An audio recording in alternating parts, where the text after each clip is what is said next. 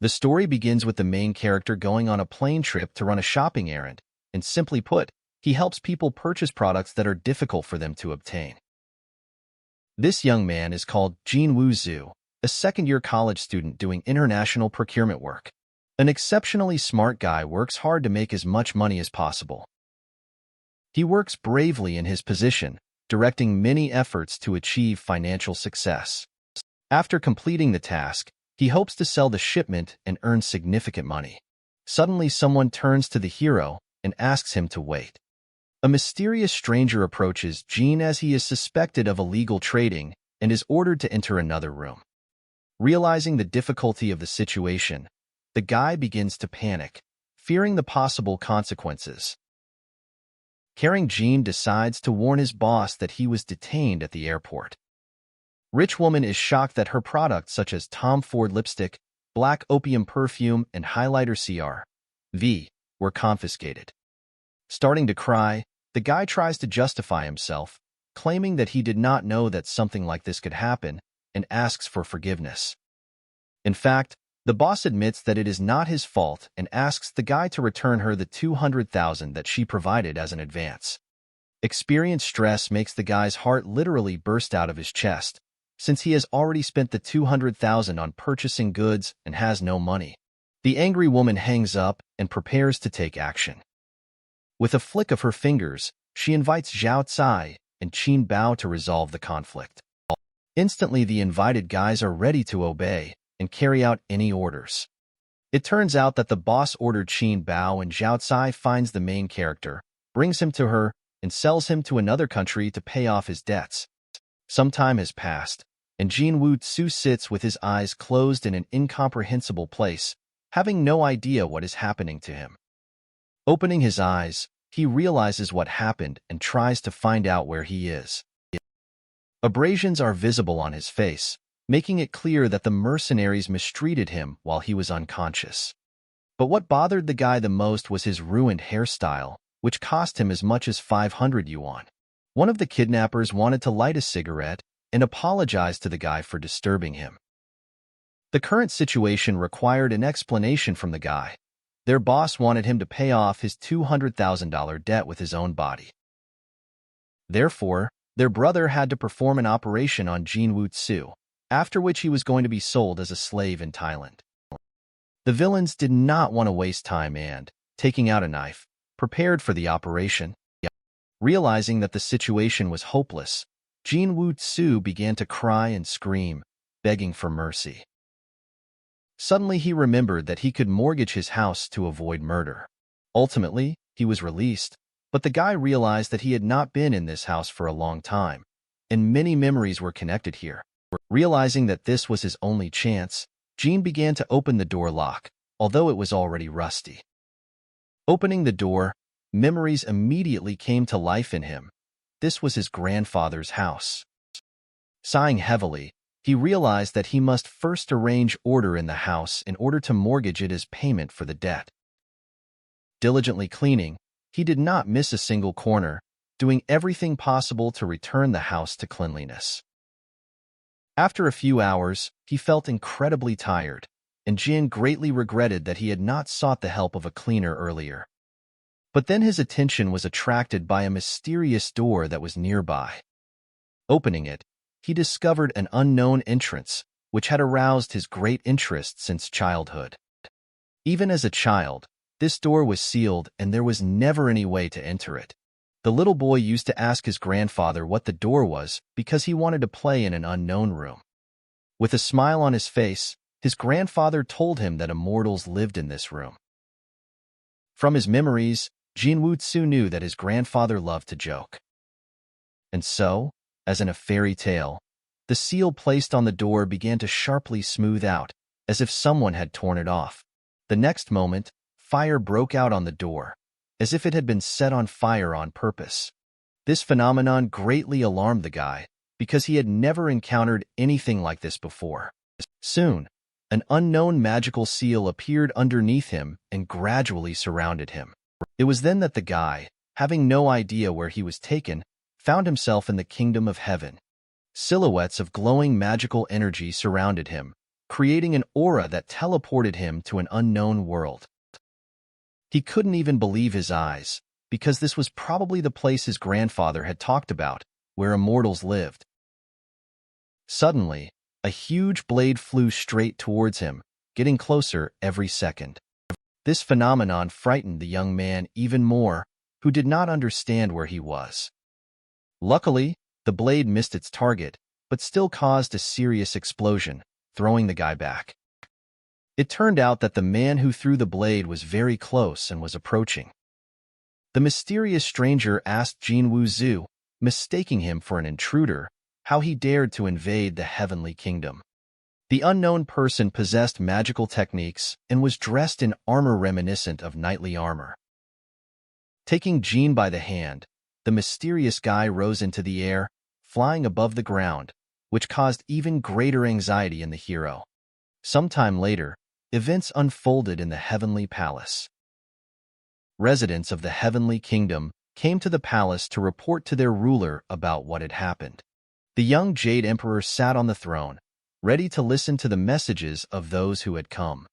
The mysterious guy reported to the emperor that he had caught the intruder and was waiting for instructions.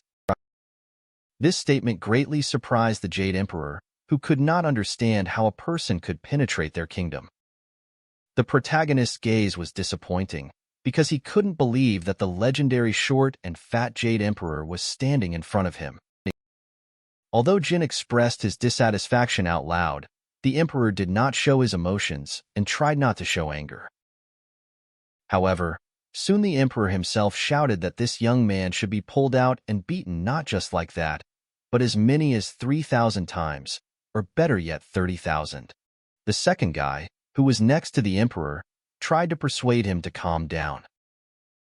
This young man turned out to be an old friend of the emperor's loyal subject, and was therefore considered worthy of mercy. However, the young man himself did not know Jin Woo-Zhu, but was glad to meet him. The main character was amazed that this guy was in his life, and he could not understand where he had seen him before. Noticing that his old acquaintance did not recognize him, the mysterious young man decided to demonstrate his mortal coil. With the use of magical seals, the mysterious guy began his transformation, changing his appearance gradually. Within a few seconds, the young and mysterious guy turned into the protagonist's grandfather, smiling and looking at his grandson. Jin was amazed by this manifestation, because he did not understand how this was even possible. After this, grandfather turned into a young guy again and was glad that Woo-Zhu finally recognized him. The grandfather immediately rushed to his grandson, urging him to give himself the opportunity to hug him. This behavior made Jin Woo-Zhu very angry, and he hit the guy who wanted to hug him. Immediately after this, the hero, suspecting something was wrong, tried to find out how this guy could pretend to be his grandfather, because he had long since died. Then the grandfather explained that, in fact, his grandson was mistaken, and he did not die, but became immortal. Now grandfather was a monk who, 50 years ago, changed the course of a terrible destiny and made his way through the heavenly calamity. Although it was risky, it was worth it. Thus, he had overcome the heavenly trials and qualified to ascend to the immortal level. However, grandfather decided not to do anything until his grandmother died, and only then did he abandon his mortal heart and become a flying immortal, ready to enter the heavenly realm. There were tears in the eyes of the grandson, who knelt down and shouted that he missed his grandfather very much. This story amazed the Jade Emperor, because the guy turned out to be a descendant of Zixin, and he was ordered to cut off his hair, erase his memories, and return to the human world. Suddenly the grandfather suggested to the emperor that he had an idea. As Zixin lived in the human world for 50 years, he noticed that the human world was changing rapidly, while the heavenly world remained almost unchanged for thousands of years. Jin Woo-Zhu possesses a unique immortal body that allows him to travel freely between the heavenly realm and the human world, and thus he can serve as a bridge between the two worlds and open up the heavenly realm to new influences from the human realm. The heavenly guardian did not like this proposal, as he realized that the heavenly realm was carefully guarded, and maintaining contact with people could be problematic. Suddenly, the Jade Emperor admired the idea, agreed with it, and ordered Zixin will arrange this immediately. The knight was not happy with this idea, and he was afraid of the impact of objects from the real world on his world. Soon, events began to unfold in the magical gorge on the heavenly platform. The grandson asked his grandfather the reason for such a proposal, and it turned out that his grandfather was a cunning businessman and was going to purchase goods for the heavenly world. Standing out there, turning to his grandfather, the young man wanted to know what he was hinting at. It turned out that the grandfather wants his grandson to open a unique, heavenly store here. Gods cannot descend to earth, and mortals cannot ascend to heaven, and only he, possessing an immortal body, can move freely between both worlds. The hero, who worked as a buyer for a long time, realized what an opportunity this offer opened up for him. This meant that he could monopolize trade between the two worlds and gain enormous wealth. With happiness, the hero could not hold back his tears, rejoicing that now he could get rich. Grandfather left a mansion that connects both worlds, and he can use it as a store. Jin Wuzu suddenly realized that he had forgotten that this old mansion should have already been handed over to the mafia. The young man begged his grandfather to teach him magic so that he could send the mafia to hell, because if he was immortal, he must have powerful magic. The grandfather, sighing heavily, agreed and began teaching his beloved grandson. Concentrating, the old man asked the young man to listen carefully, and reading this formula will allow him to overcome the boundaries of his mortal body in half an hour, and however, this formula can only be used once a day, and this must be remembered. There are only 4 words that need to be used in combination with certain movements, and you have to listen carefully. The first gesture was to raise the hands up, followed by the cry of Hallelujah. Jin Wu-tsu felt great shame when, following his grandfather, he uttered the words Hallelujah. After some time, events developed in the real world. The boss asked her subordinates what was going on and how they could have lost track of the man. The mercenaries scoured everywhere in search of the main character, but could not find him. Listening to her men's report, boss still couldn't figure out how Wu Zhu was able to escape, but since he did, his house had to be taken away. After a few minutes, they finally arrived at the protagonist's house to conduct an inspection.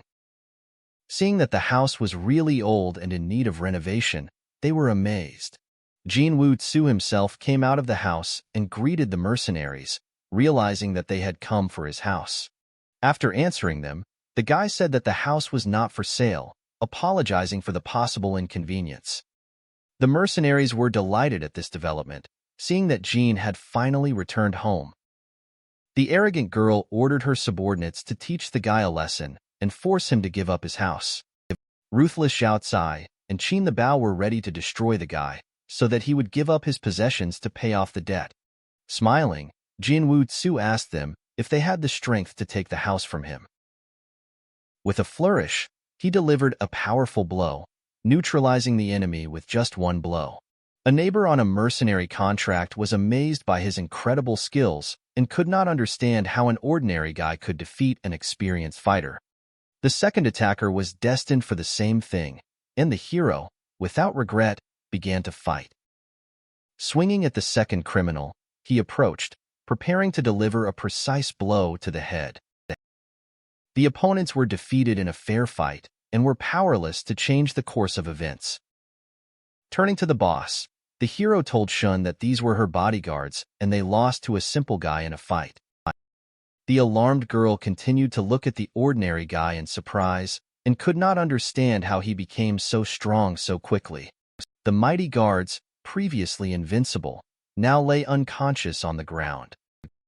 Despite all the difficulties, this was just the beginning for the main character, and he sought to continue the conversation with the boss.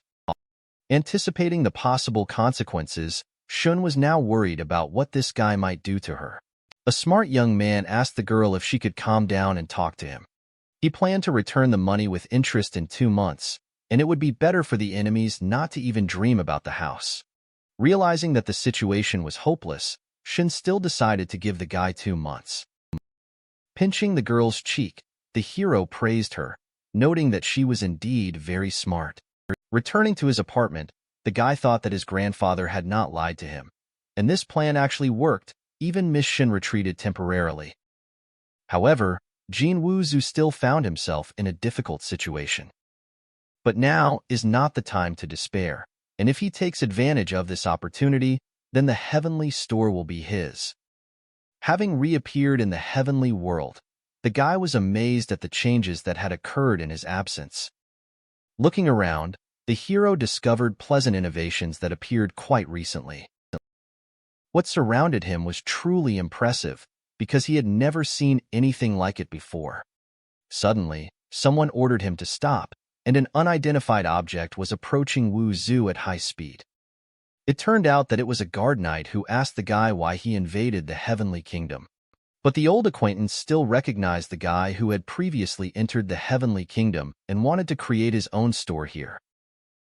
After all, he found himself in an important place in the heavenly realm, so he had to leave, otherwise the knight would not show mercy. The astute guy reminded that the Jade Emperor had just given him a decree, and he could move freely between the two worlds without restrictions, and if the knight was not afraid of breaking the law, it might have a bad effect on him. Instantly, the knight came closer, and Jin Woo-Zhu even began to feel afraid, although, in fact, he was joking and asked the guard not to be angry with him. The cunning hero boasted that he admired brother Xiang Yin, claiming that even the famous Sun Wukong cannot compare with him, since he is the one who deserves respect in this heavenly realm.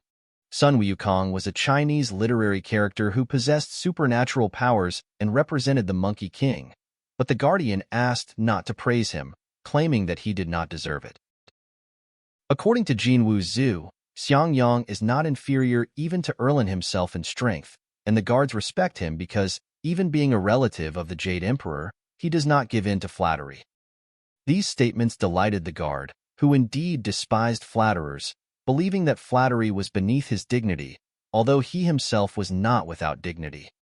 Hearing such an answer, the guy realized that even immortals cannot resist flattery.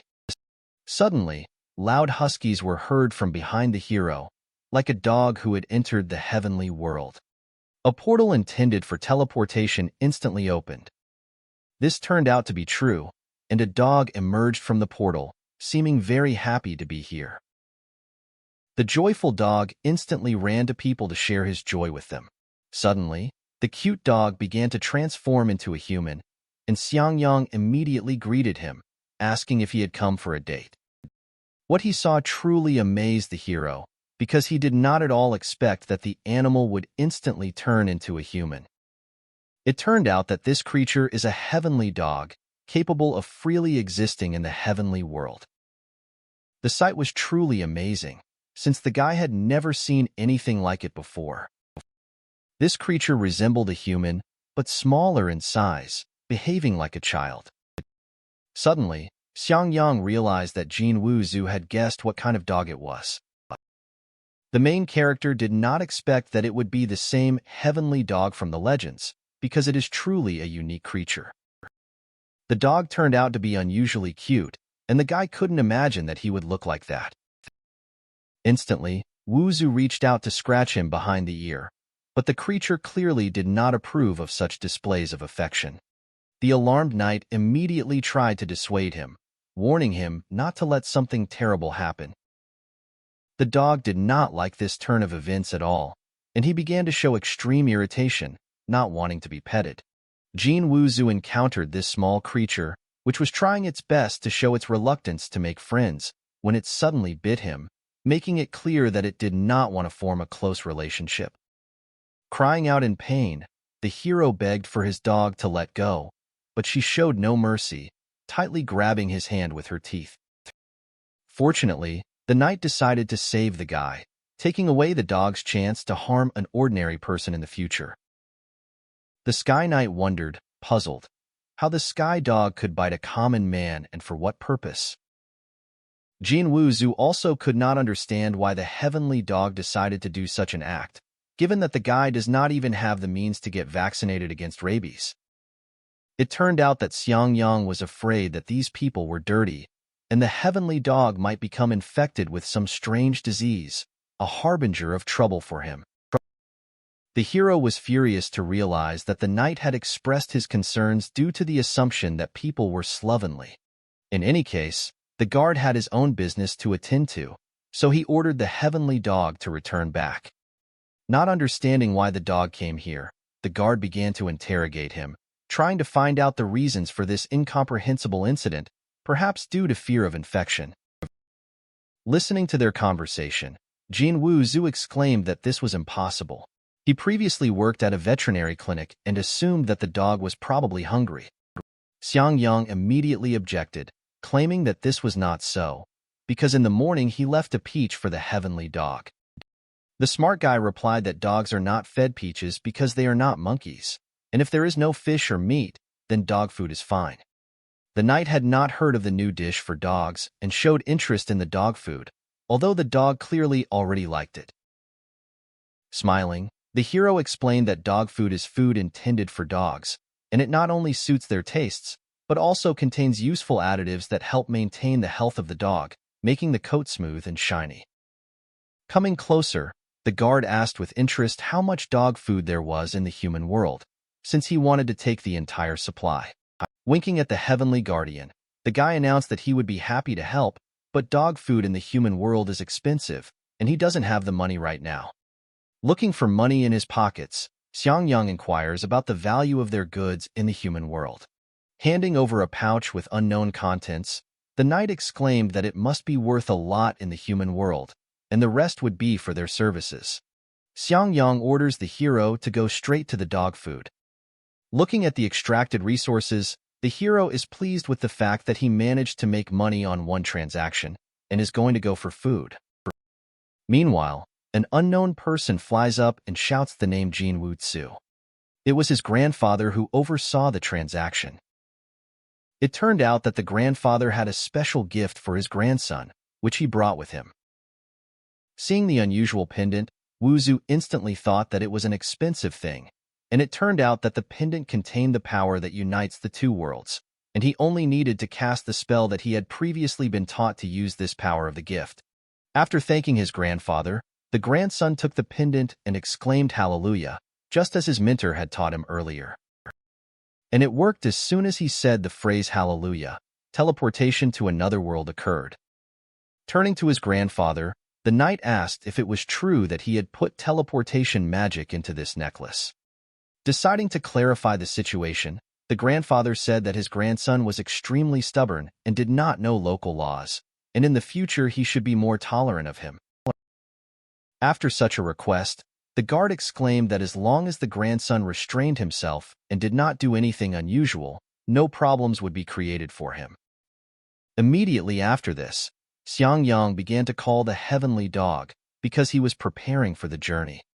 Taking the dog in his arms, the guard said that they were leaving and would continue to guard these places. Some time passed, and events continued to develop in Megalopolis. The calm protagonist walked through the streets, passing by ordinary people. They had no idea that this guy was able to move between the heavenly world and reality. Approaching the right place, he immediately noticed that he was close to his destination. His joy was unspeakable, because now he realized that the product he was looking for should be here. It turned out that he happened to be at Lee's jewelry store and was planning to go there. Once inside, Jin Woo-Tzu began to choose jewelry that he had long dreamed of, but at that time he did not have enough money. At this time, some girl in the store was choosing a bracelet for herself and claimed that it suited her perfectly. Turning to her boyfriend, the unknown girl wanted to know if this bracelet was right for her. The young man in love only replied that any decoration suits her well, and any choice will be successful.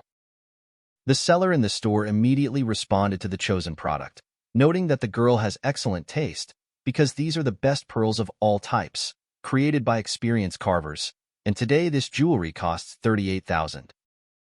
Watching all this, the hero at that time was thinking that he did not expect that he would be fed dog food even before he had time to buy it. The girl's husband immediately noticed a guy standing behind, carefully watching them. Turning to the seller, the guy asked if they accepted jewelry in this store. Jin Woo-zoo's appearance and stated that with such a poor appearance, he could not have jewelry and should not be bothered when he was shopping for his wife. The girl also shouted that this guy needed to be kicked out as quickly as possible, otherwise her mood would deteriorate and she would refuse the purchase. But the seller decided to listen to the guy, explaining that they only accept high-quality items, and if he has any old copper coins and the like, it is better to go to the second-hand market. Putting his hand in his pocket, the hero said that he was not aware of the second-hand market, but the decision to accept this treasure was up to the store. After searching his pocket a little, the guy took out the item that the heavenly guardian had previously given him. The seller, thinking that these were ordinary copper coins, skeptically assessed the product and began to carefully examine it. Looking closer, he realized that this young man was holding a unique object in his hands. For the seller, it was truly impressive, because he had never seen anything like it before. In shock, the experienced seller exclaimed that this was a mermaid's tear. The stranger also believed that it was something valuable, but in reality it was just a broken pearl. The seller politely announced that they were not selling anything today, so he asked the customers to leave the store. The arrogant guy could not understand why he was now being denied the sale of jewelry, because they arrived before this homeless man. Despite the scandal, the villains left, leaving the main character and the seller alone in the store. Sometime later, an experienced seller began to ask the young man about the origin of the pearls. Jin Woo-zoo was reluctant to reveal the origin, claiming that this was not the tactic of an ordinary seller, and he had no intention of sharing this information. Smiling, the guy understood that the seller clearly knew the history of this pearl. His family had been treasure hunting for years, and this was one of the items they had been coveting for so long. Called the mermaid's teardrop, these pearls are an extremely rare treasure. According to legend, these are drops of tears from mermaids who once lived in Jongnon Hut, and they are extremely valuable. Surprised by this answer, the hero asked the seller if he really believed in these tales, and also wondered if he believed in the existence of giants. The seller believed that it was better to believe than not to believe, and the fact that he did not see ghosts and spirits does not mean that they do not exist. Jin Woo-zoo, a rebel by name, was indifferent to these perfumes and just wanted to know how much a mermaid's tear was worth. The seller decided to show the price for this unique item using a gesture. Then he asked if the main character was satisfied with this price. The guy was in no hurry to agree, thinking that 3,000 was too small an amount. However, in reality the price was 300,000, because it was truly a rare and amazing treasure. This proposal really inspired the guy, and he was very happy to learn the value of this unusual pearl. The seller realized that 300,000 was a small amount, but it was a fair price, and besides, ordinary stores had no experience in such goods, and if the buyer was in doubt, he could check it himself. After thinking for a while, the young man exclaimed that 300,000 is really a modest amount. Still, he needed money, and he decided to sell these pearls to his friend for that price. The smart salesman valued friendship with straightforward and honest people, and he, however, felt that he had to say a few words to the guy. After all, he did not know where he got these pearls from, and although the seller had doubts in the end, the uniqueness of the goods outweighed, and he warned the guy not to show such things to others in order to avoid unnecessary problems. Sometime later, events unfolded on the streets of a huge metropolis. Walking through the streets, the hero was happy to have concluded such a lucrative deal. As he thought about this transaction, he realized that the seller understood that these pearls were not from the world of reality, and yet it no longer mattered. He now had 300,000 in his account, and the deal was successful. A few days later, events developed in the Heavenly Kingdom, where a teleportation portal was gradually formed, through which new visitors began to appear. The whole process was closely monitored by the Heavenly Guardian, carefully observing the territory so that not a single alien creature would penetrate their kingdom. It turned out that the main character teleported back to the heavenly world and announced that he was here again. Smiling, Xiangyang realized that it was again the guy who promised to bring dog food. Instantly, the Sky Guardian teleported away, and told the guy that he hoped he wouldn't disappoint. Then he decided to clarify whether the hero brought what he was asked for. The joyful Jinwoo Zhu explained that the knight should first calm down, because he was here exclusively for him. That's why he took the backpack to the heavenly world to deliver the goods that were pre-ordered. First, the hero brought a bowl intended for his dog, and it was quite expensive. The bag contained dog food intended for the heavenly dog.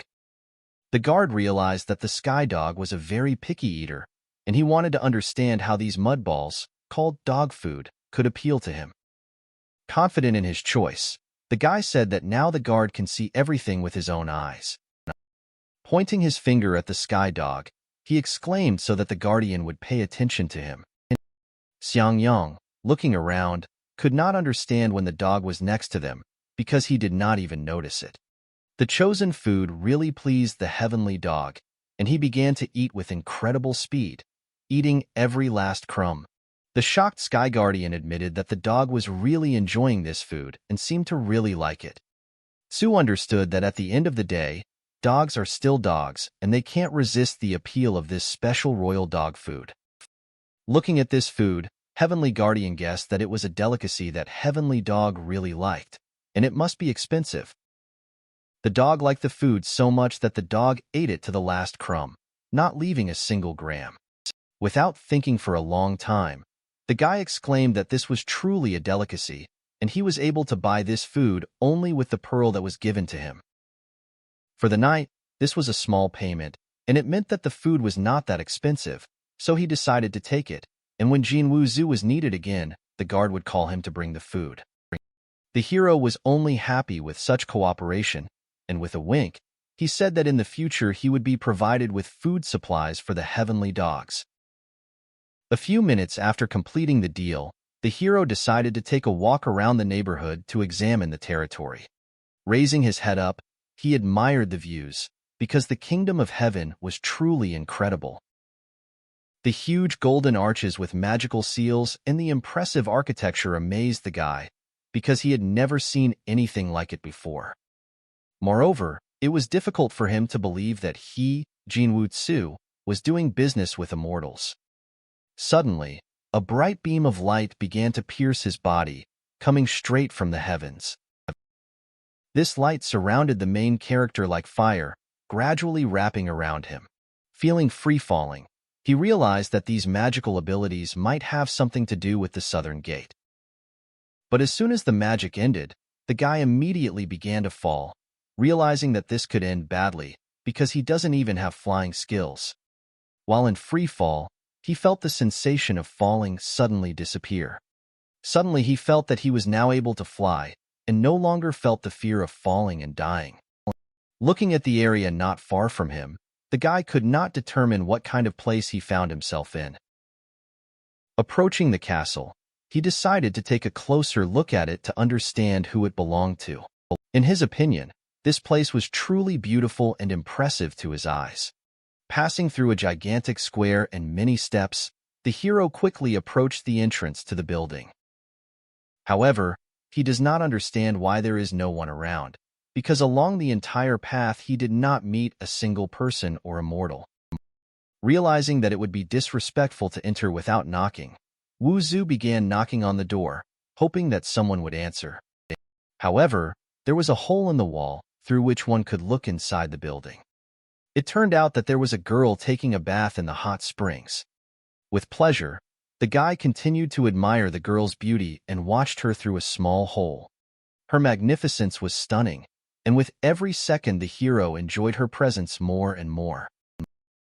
Suddenly, someone's hand lay on the main character's shoulder, and he was asked why he was here, and how he dared to peep at the celestial goddess Chang'e. Not understanding what was happening, the hero asked in surprise who the celestial being was. Chang'e. But the guard remained silent, keeping his huge hand on the hero's shoulder. The creature in the form of a guard was impressive, like some kind of divine guard. With a threatening look, the guard asked the hero what he had just said. It turned out that this guard had ears and did not resemble a dog. The hero was extremely amused by this, and he could hardly contain his laughter. But in the end, he could not resist and, laughing with all his might, began to call the heavenly hair strange. The heavenly guard did not like this, and he exclaimed that all men are the same. Then he struck with force right next to the hero and continued the attack with a threatening look. The hero wanted to defend himself and ordered the hair not to let go of his hands, as this would be a bad decision. Using his agility, Jin Woo-Zhu warned the heavenly hair that now was not the right time for a confrontation. Having gathered all his strength in one blow, the guy asked the hair to demonstrate all his real strength. The heavenly hair immediately obeyed and hit the main character hard. Sometime later, events continued to develop in the heavenly kingdom. The girl, who was in the hot springs, invited the hero to join her in the water. Having recovered, the guy agreed and quickly got up to swim. It turned out that the heavenly hair had been watching him all this time. This frightened the hero, and he screamed in fear. After the lady asked the heavenly hair to stop misbehaving, he immediately moved away from the hero and became friendly. Peering around, the guy concluded that this was indeed the legendary one. Chang'e, celestial goddess and moon fairy. The spectacle was truly impressive, as it was rare for an ordinary person to see a divine incarnation like Chang'e. Obviously, the main character liked the celestial woman, and he tried to get to know her. As she got closer, the girl immediately apologized for the actions of her heavenly rabbit named Xiaoba. A little embarrassed, the guy just laughed and noted that fights often become the beginning of good relationships. However, the girl noticed that the hero was not immortal, and yet he managed to enter the Palace of Great Cold, and she wanted to find out who he was. Deciding to think a little, the hero paused before giving an answer.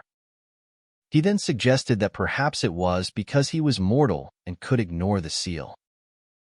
Chang'e could not understand how this was possible, since people usually did not have access to the heavenly realm.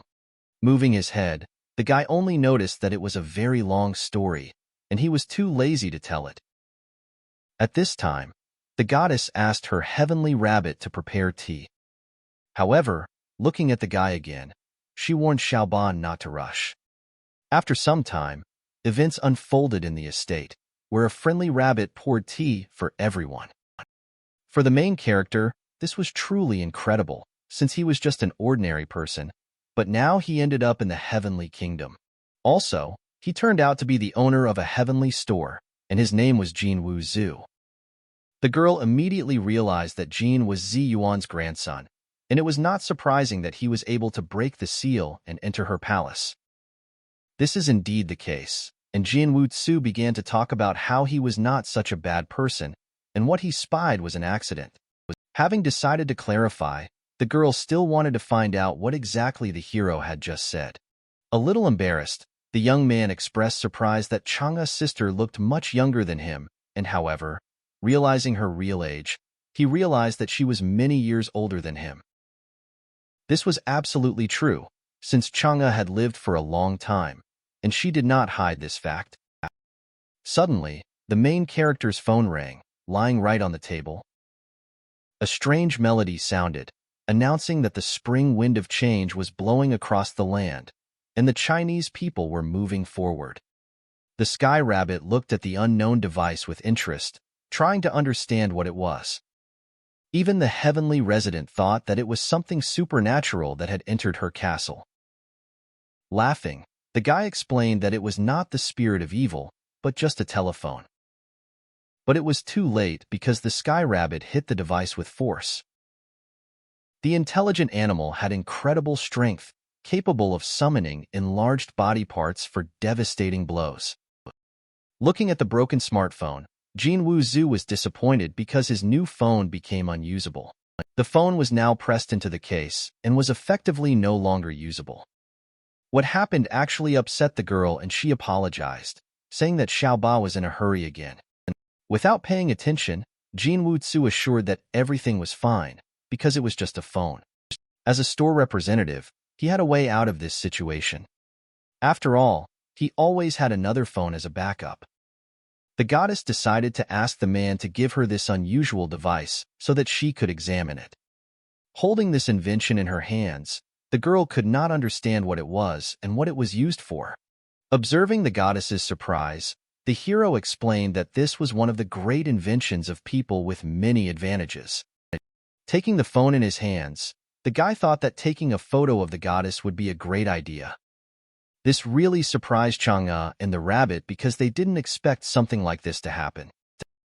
Wuzu then showed the photo he had just taken. In surprise, the girl noticed that the image turned out to be extremely realistic. Suddenly, the heavenly resident decided to snatch the phone from the hero's hands.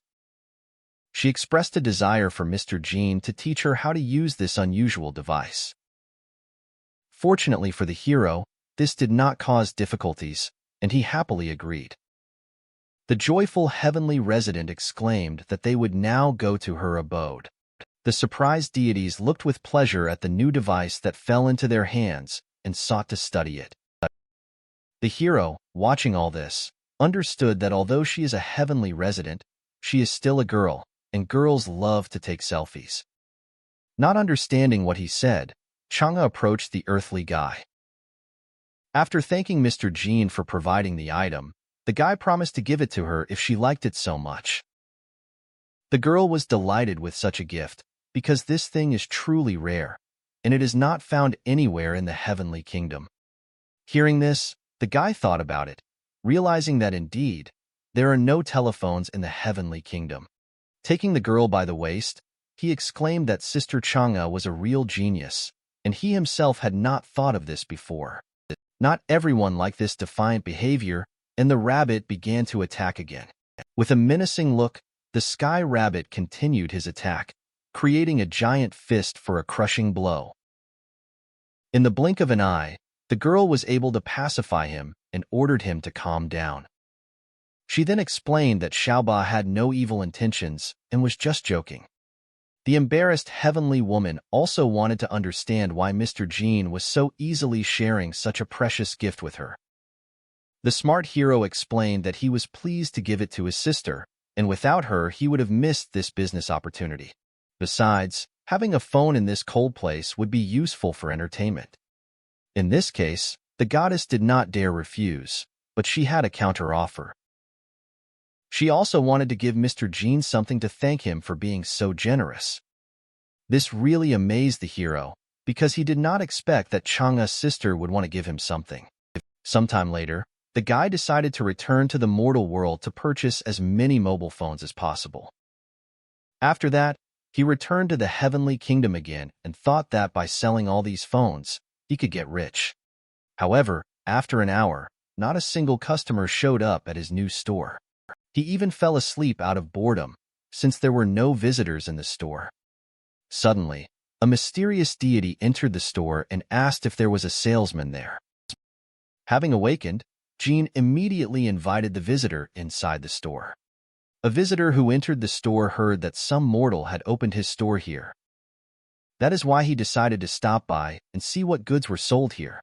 Surprised, the hero asked the name of this beautiful deity, and the heavenly being realized that he was being mistaken for an ordinary person, and did not even know who Zhu was Beiji.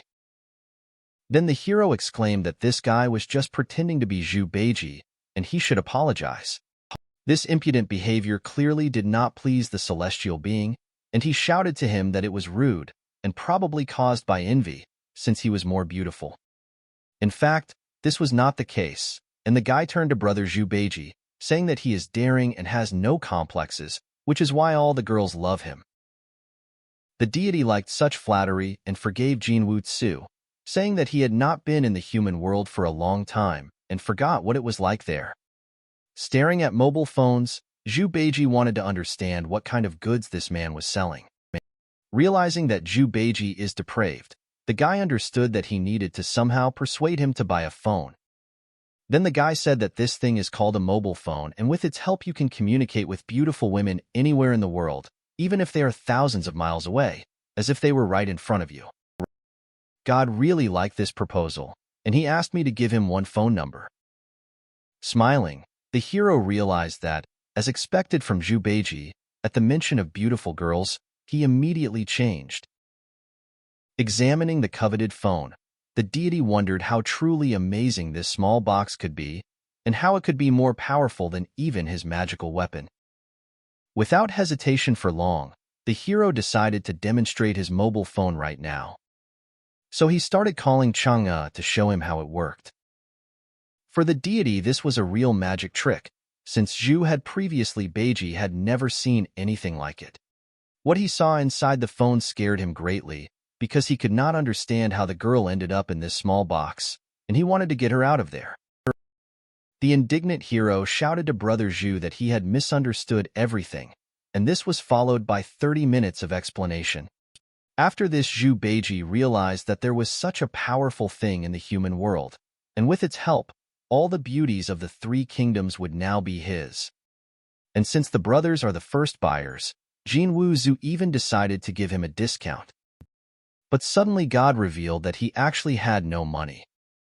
The annoyed guy shouted, asking how a celestial being could not have money with him. The cunning celestial declared that he was Zhu Beiji, and wherever he goes, everything is free for him, so he does not need money. Not knowing what to do, the guy started talking about how his store had just opened, and he needed money for development. Laughing, the deity announced that he had an excellent relationship with his grandfather, and this phone could be exchanged for something else. The thing that the main character saw in the hands of God really amazed him because it was truly unusual. Picking up the object, he discovered that it was a Tiangong with 36 transformations. Distrustful of this subject, the hero wondered why Zhu Beiji does not show these amazing methods in the three realms. It turned out that after achieving immortality, he stopped studying and mastered only a few of the 36 Tiangong transformations, and if he mastered them all, then even the Monkey King's son Wukong would not compare with him. Realizing that the Monkey King was indeed very strong, the hero wanted to measure his strength with him and win. After all, if he becomes as strong as Sun Wukong, then in the human world he will become a real superhero. Zhu Beiji continued to rave about how profitable and rare this acquisition was. Unfortunately, the guy was aware of his routine, and even if he received this item, he still would not be able to master all of its methods. For the deity, this was nothing, since he was going to teach the hero everything, and in return he would teach him how to use the telephone. So they made a deal and were willing to help each other. The hero began to slowly but surely develop his abilities, and at that time the god was sorting out the phone. The savvy guy studied from the book and became stronger every second, and the knowledge he received greatly helped in this. Watching him, Zhu Beiji realized that this guy was truly gifted. These methods turned out to be very useful, and soon the guy felt easy and confident, although this was just the beginning, and in the future everything would depend on him, and it would be possible to see how far he would go. At this time, Zhu Beiji found an interesting application called Tantan, and declared that its beauty was in no way inferior to the beauty of any girl. Then he decided to show Jinwu Su his most beautiful photograph, which he had already taken. Throwing down the phone, God showed one of his most beautiful photographs taken on the phone. For an ordinary person, this was truly amazing, because being immortal means being able to do anything. Soon after this, Zhu Beiji said goodbye and asked the guy not to practice too hard, so as not to lose all his strength. Sometime later, events continued in the heavenly city. Jinwu Zhu stood on one of the roofs, cultivating his abilities. The master's concentration was at the highest level, and he was unshakable as he became stronger every second. Suddenly, Zhu Beiji noticed him and turned to Zishuanyu. He said that his old friend Zhu Beiji did everything as it should. Grandfather decided to clarify whether he really gave the 36 changes of Tiangong one of the best methods of practicing kung fu. This time he was really generous. To an ordinary person, such affection was due to their friendship, and after all, it is just a tiny book that is not worth mentioning. At that very moment, the deity's phone rang in his pocket. The attentive grandfather immediately guessed that Zhu Beiji now owns a telephone and realized that he should also get a similar device. In fact, the grandfather did all this for the sake of his grandson, and in the future he will have to make his own decisions. Meanwhile, events continued to unfold in the heavenly store. Another denizen of the sky stepped into the store, asking if anyone was here. It was an old man living in the Middle Kingdom who wanted to get acquainted with the range of goods in this store. The stunned hero instantly thought that this grandfather really had a very big head, as if he were an alien. This statement greatly angered the grandfather, and he asked how the young man dared to mock him. After all, he was a Chinese deity, the immortal old man of the South Pole, the deity of longevity. Having calmed down, the hero realized that in front of him was really the deity of longevity and decided to find out what it wanted. Smiling, the guy offered to help me choose any product from the store. In reality, these three deities' happiness, luck, and longevity are supposed to spread happiness, good fortune, and longevity to the three kingdoms. However, as the number of people increases, they have to cope with more work. Despite being immortal, their energy is limited and they cannot cope with the daily workload.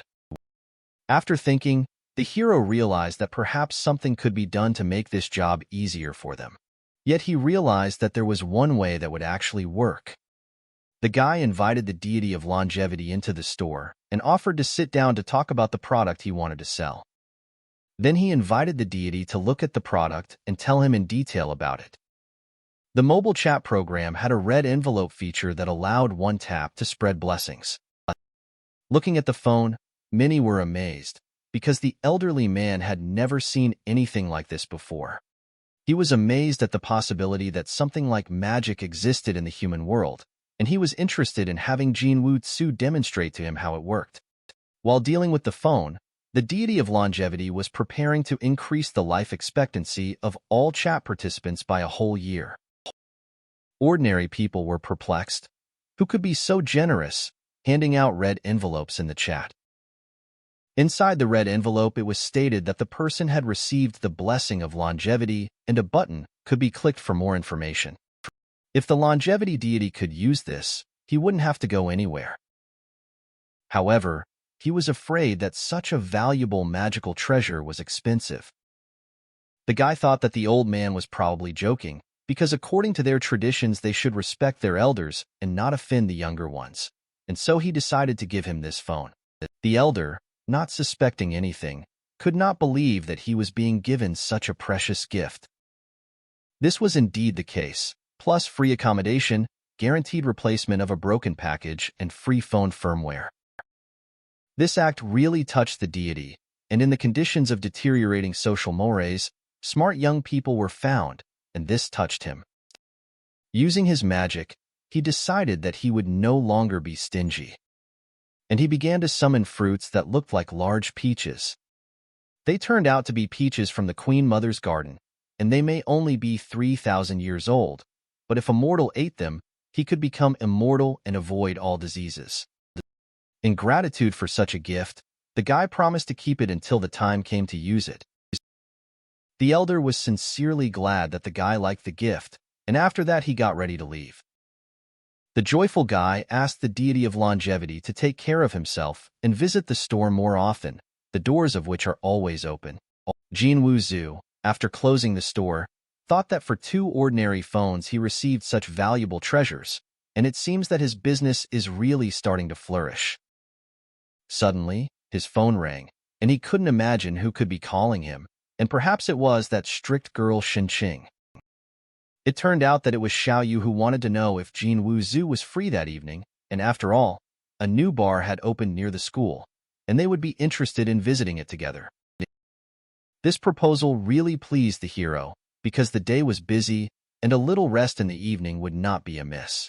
Sometime later, in the city where the old friends met in a bar, new events unfolded.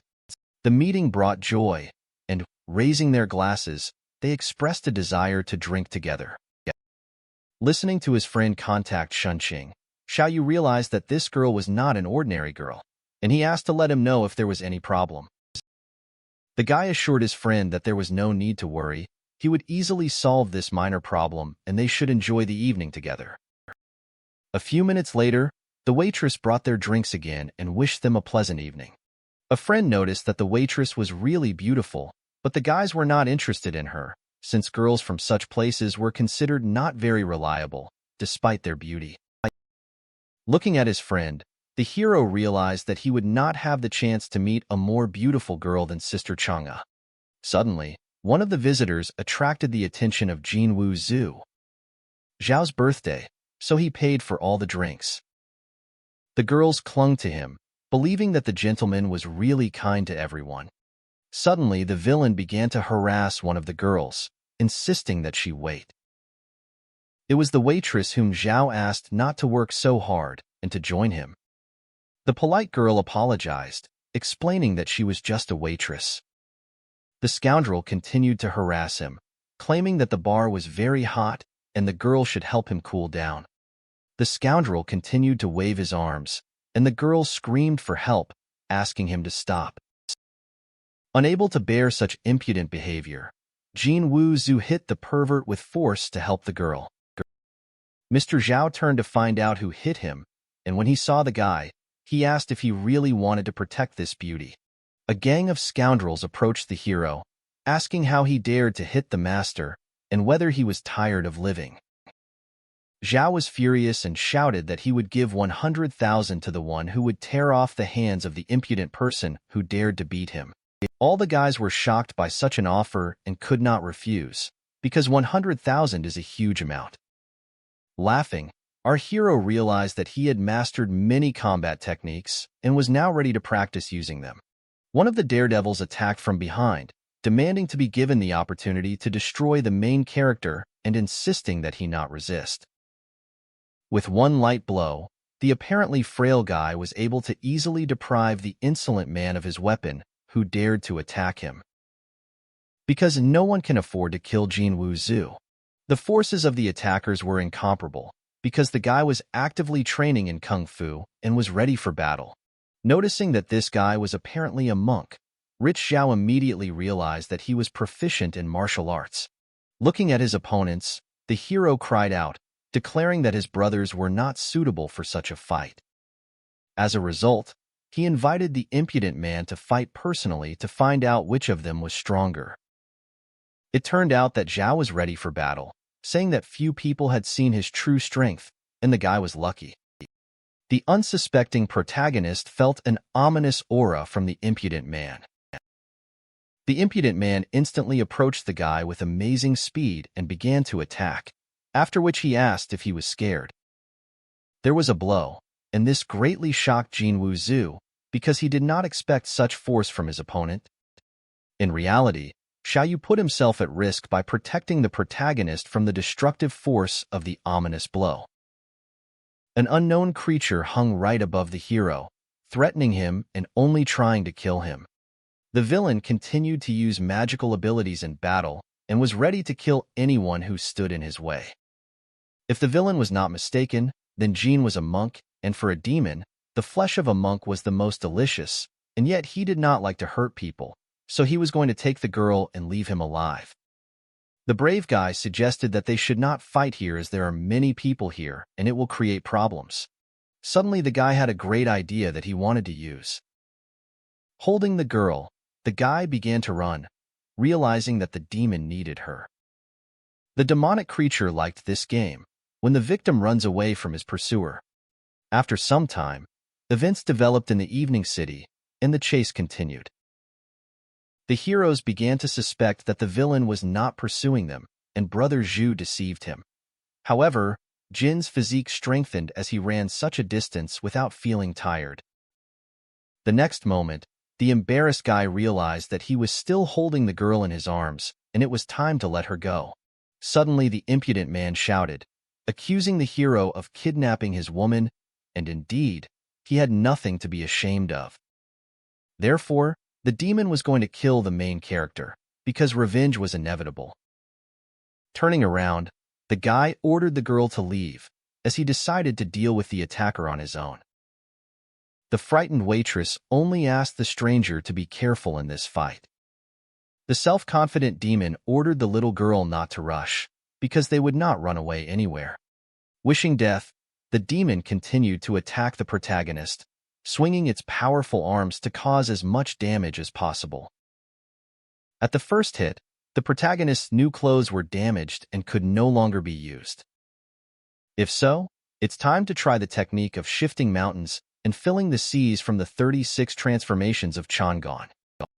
The demon liked this confrontation extremely, since he saw how serious his opponent had become. Concentrating his energy into his palm, Jin Woo-Zhu prepared to fight to the last to defeat his opponent. The two strongest opponents in the city clashed in battle, ready to kill each other just to achieve their goal. The brave guy, being an ordinary mortal, used the mountain hitting technique. As a result, a giant mountain appeared nearby, which struck the impudent demon. This blow really made an impression, and the guy saw how the demon suffered from pain. Then the demon exclaimed, admitting that this blow was indeed strong, but it was not fatal. For anyone who dares to offend the Zhao family will pay for it. But Jin Woo-Zhu did not consider this guy cool, realizing that there were much more outstanding people. In fact, the demon began to retreat, shouting for Jin to wait, promising revenge. At this time, the waitress approached the main character, noticing his injuries, and asked him to go to the hospital. Luckily, the hero was fine and asked to keep the incident a secret, and the girl promised not to reveal anything. She herself did not want to work there, but is currently experiencing financial difficulties due to family problems.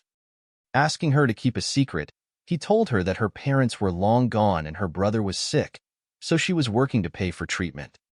It was true, but what he said was the truth, and she needed to find several jobs to earn the necessary amount.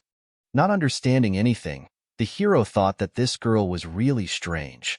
Sometime later, new events took place in Jin's store when another customer appeared, addressing the director. She wanted to buy a new phone at a discount as a special client. The smart guy decided that he would provide a good discount for such a special lady. By handing over the phone, he hoped to receive a good offer. Thanking him, the girl suggested that he drop by for tea when he had some free time. After kissing the girl's hand, the guy blushed slightly and promised that he would definitely come, considering it an honor. After several successful transactions, the hero found himself back in the city and bought himself a new jacket. Peering around, he noticed a familiar face standing nearby. It was a waitress who had found a part-time job handing out leaflets and asked him to take one. Suddenly, someone took her hand and addressed her. The stranger called her beautiful and suggested something indecent. Smiling, the impudent one said that you wouldn't earn much by distributing leaflets and offered to play together, promising to pay for her services. At that moment, another guy approached, already addressing the impudent man who was offering the girl obscene things. The main character invited the scoundrel to have fun with him, promising to pay him well. The stunned man immediately began to make excuses, saying that he did not want this. The grateful girl expressed her gratitude to the hero for saving her again. In fact, for the hero these were just events, since he simply passed by and noticed the crime, and the girl, in turn, introduced herself as Lin Huang, a student at the Faculty of Television and Radio Broadcasting. The guy also decided to talk about himself, introducing himself as a student of finance and banking, and he apologized to the girl for his words yesterday, admitting that he had gone too far. It turned out that the hero was telling the truth, and the lack of money does not justify visiting such places, and the girl owed him gratitude for this. A few hours later, events unfolded in the central hospital. Xiaoyu was dissatisfied with his friend, considering him a heartless scoundrel, and he only visited him 3 times a week, despite the broken bones he received while trying to help. But it was inconvenient to complain, because every time different girls came to him, and he considered himself lucky. Having played the illness card, he asked the hero to leave, pointing out the need to take medication. Leaving the room, Jin Woo-Zhu realized that his friend preferred the girl to him. Suddenly, he noticed a familiar man standing nearby. It was Lin Huang, close to her younger sister, checking to see if she had taken the medicine. When the little sister asked when she would get better, the sister could not hold back her tears and almost cried. At the same moment, the hero intervened in the conversation, asking his sister to calm down, confidently assuring her that everything would be fine soon. A little girl wanted to find out from her brother who he was and whether he was her sister's boyfriend. Deciding not to dispute the girl's words, the hero said that this was indeed true and pledged to cure her. My sister was sincerely glad to receive such support from a stranger. Lin Huang thanked her savior, although it was a lie. Thanks to him, Lela became much calmer. It turned out that Jinwu Zhu was sincere, and he promised to cure the girl's sister. Very upset, she told him about her sister's strange illness, for which even doctors could not find a cure, and her sister's condition worsened every day. Hugging her, Jinwu Zhu asked her to trust him at a difficult moment. Due to his unusual nature, he needed to go to his sister while he searched for ways to cure her. Soon, Jinwu Zhu began to doubt the reality of the situation, but he noticed a dark mark on the child's body, and in the techniques of Tiangong, such as leading through the veil, he saw an opportunity to open the heavenly eye and reveal all the secrets. At this moment, the hero decided to use his ability to lead through the veil. This ability allowed him to discover something strange. A dark silhouette was visible next to him, a possible source of trouble in the hospital. The dark silhouette turned out to be a black spirit present in the hospital. His scroll affected life and death, and he sought to know who was to be taken care of today. Looking at the scroll, the dark spirit wanted to determine whose life would end or begin today. After using the soul shackles, he realized that today he must take the soul of a girl named Lulin. A magical ritual designed to take life swept through the hospital. Suddenly, the hero decided to interrupt the process and asked the dark spirit whose life he was going to take. The surprised dark spirit did not understand how a person could see him, as if he were immortal. Jinwu Zhu ordered the spirit to stop, refusing to let him take the girl. The dark spirit did not like this outcome, because he was the black spirit of the underworld, and mortals had no right to interfere with the laws of life and death. Then the brave guy asked what would happen if he did intervene. The answer was sad, and the girl would not live long. In half a month she would die, and the dark spirit planned to take her soul by bypassing other ghosts. After thinking about it, the hero realized that their work depended on productivity. In any case, it seemed impossible to save the girl, except by using unusual fruits such as the nectar of the goddess of mercy, the ginseng of the Zen goddess, or the Queen Mother's peaches to prolong her life. The black spirit realized that an ordinary person could not have such fruits. At that moment, the hero handed over the Queen Mother's peach, which the divine essence had given him. The spirit was amazed that an ordinary person possessed such a valuable artifact. The guy explained that this was a gift from a friend, and if necessary, he was ready to give it to save the girl. The spirit thought that the peach might be from the heavenly kingdom, and its appearance could be a test from above. A few minutes later, the hero decided to share a few pieces of his homemade peaches, rich in nutrients. After the girl ate one piece, she felt much better. If this was true, the guy asked her to eat a few more pieces. After some time, the girl thanked her brother, saying that she felt much better. The hero wondered if an excess of peaches could help her finally overcome the disease. The remaining peaches could not be thrown away. They were expensive and famous for their benefits to the skin. The girl was grateful for the generosity, but Jinwu Zhu asked not to thank him because she was his girlfriend. He reminded her that they were together. The guy promised to return to visit her, and the girl was glad to have such a wonderful guy as her future son-in-law. Lin Huang began to doubt whether this guy was truly trustworthy.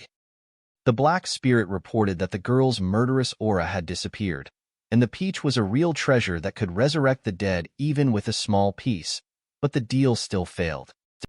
The hero was happy because he was able to save the girl. The generous guy offered the spirit the last piece of peach as a sign of gratitude. The spirit was shocked by such generosity and asked if he could accept this life-giving gift, despite its preciousness. When the black spirit found out from the hero who he was, he replied that he was just the head of a heavenly store named Jinwu Zhu. The shocked spirit couldn't believe that this guy was the owner of the shop. It turned out that the name Jinwu Zhu was known throughout the afterlife, and the spirit was immensely grateful and admired to him. Jinwu Zhu asked not to thank him too much, because he just provided a service, and perhaps he has some status in the underworld, and soon, when he expands his store to the afterlife, he will need help.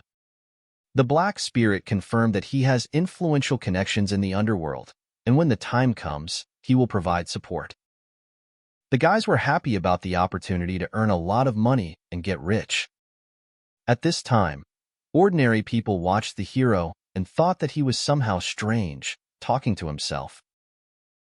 After some time, the heavenly guardian was amazed at the new discovery and wondered how unusual it was. The hero tried to calm him down, saying that he would slowly get used to it, and this is normal for people. The embarrassed guy asked to do it slower because it hurt. Jinwu Zhu was also a little embarrassed, saying that it would hurt at first, but it would get easier with time. Finally, they finished, and the human world also began to dress their pets, similar to the heavenly realm. Thus, Xiangyang decided to purchase clothes for his beloved pet. Suddenly new visitors appeared, looking for director Jinwu Zhu to buy new goods from him. The guy was glad that the number of visitors grew every time. He welcomed new customers and said that he was here if there was anything they liked. Xiangyang recognized the two girls, Jin Zhao and Yin Zhao. The girls recognized their old friend, knowing that he was a passionate dog lover. The heavenly guardian did not like the nickname passionate dog lover, and he saw that they had completely lost their conscience and decided to teach them a lesson. Interrupting their conversation, Jinwu Zhu asked what they wanted to buy from his store.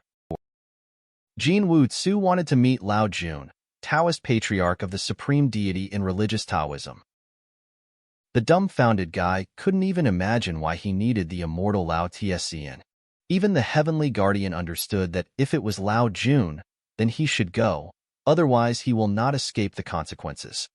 The frightened young man did not understand how he could leave his store and go. But still, sometime later, he went to the abode of the saints, where Lao was Jun. The girls escorted the frightened guy out, and he didn't even understand why such a great celestial being needed him. They advised the guy to watch his behavior, otherwise the Lord would throw him into the oven, and he should also hurry, because the Lord does not like to wait. Suddenly the door swung open, and the Lord was waiting for the main character, whom he had recently summoned. Standing with your back to the guy, Lao Jun was glad that Jinwu Zhu had finally arrived. What the hero saw really shocked him, because he could not imagine that the elder looked like that. In fact, it was a girl, and she asked to call her Lao Tzu, but he could call her Sister Jun. Then he realized that immortals also look like people, and the immortal Lao Jun is a girl. Sister Jun called him to help her with one thing. She is developing an elixir, but one ingredient of Chinese grain is missing. This grain is called immortality grass, and it grows in the coldest place in the human world. At that very moment, Jinwu Zhu realized that he needed to go to the human world and bring this herb, but he was afraid that something bad might happen, since his safety was not guaranteed. The clever goddess knew that people are cunning, and after completing the task, all her purified elixirs will be at his disposal, and he will be able to use them as he pleases. She also provided him with her spiritual scythe, which will protect him from accidents. When he saw this weapon, he couldn't imagine that such a fragile scythe could be so cool. The sisters also noticed that all of the Overlord's treasures are cool, including the moon scythe, made from the finest moonstone, which absorbs lunar energy every night. The Lord noted that the sisters should be more polite, since Jinwu Zhu is their guest. Offended, the girls only said that they would be more polite in future. Using her magical abilities, the girl began to summon a new artifact, which she also wanted to give to the hero. It was a map of the human world drawn by her thousand thigh, and it also marked the distribution locations of the immortality grass, so by following this map, the grass could be found. Seeing the huge map, the guy was happy about this turn of events, but exclaimed that it was too big to carry, so he was going to take a photo of it with his phone.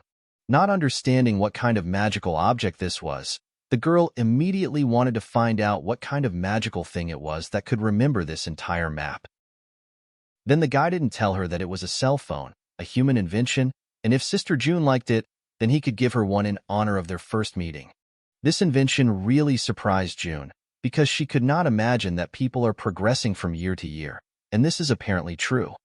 She also said that the fire immortality grass is very valuable, it can increase his strength, but she will not blame him if he wants to use it for his own purposes, and however, the fire immortality grass is very dry and hot, it needs harmony and yang, otherwise his life will be in danger. The smart young man asked June not to worry, because compared to these wild herbs, Sister June's herbs and elixirs are the best, and he will definitely bring them.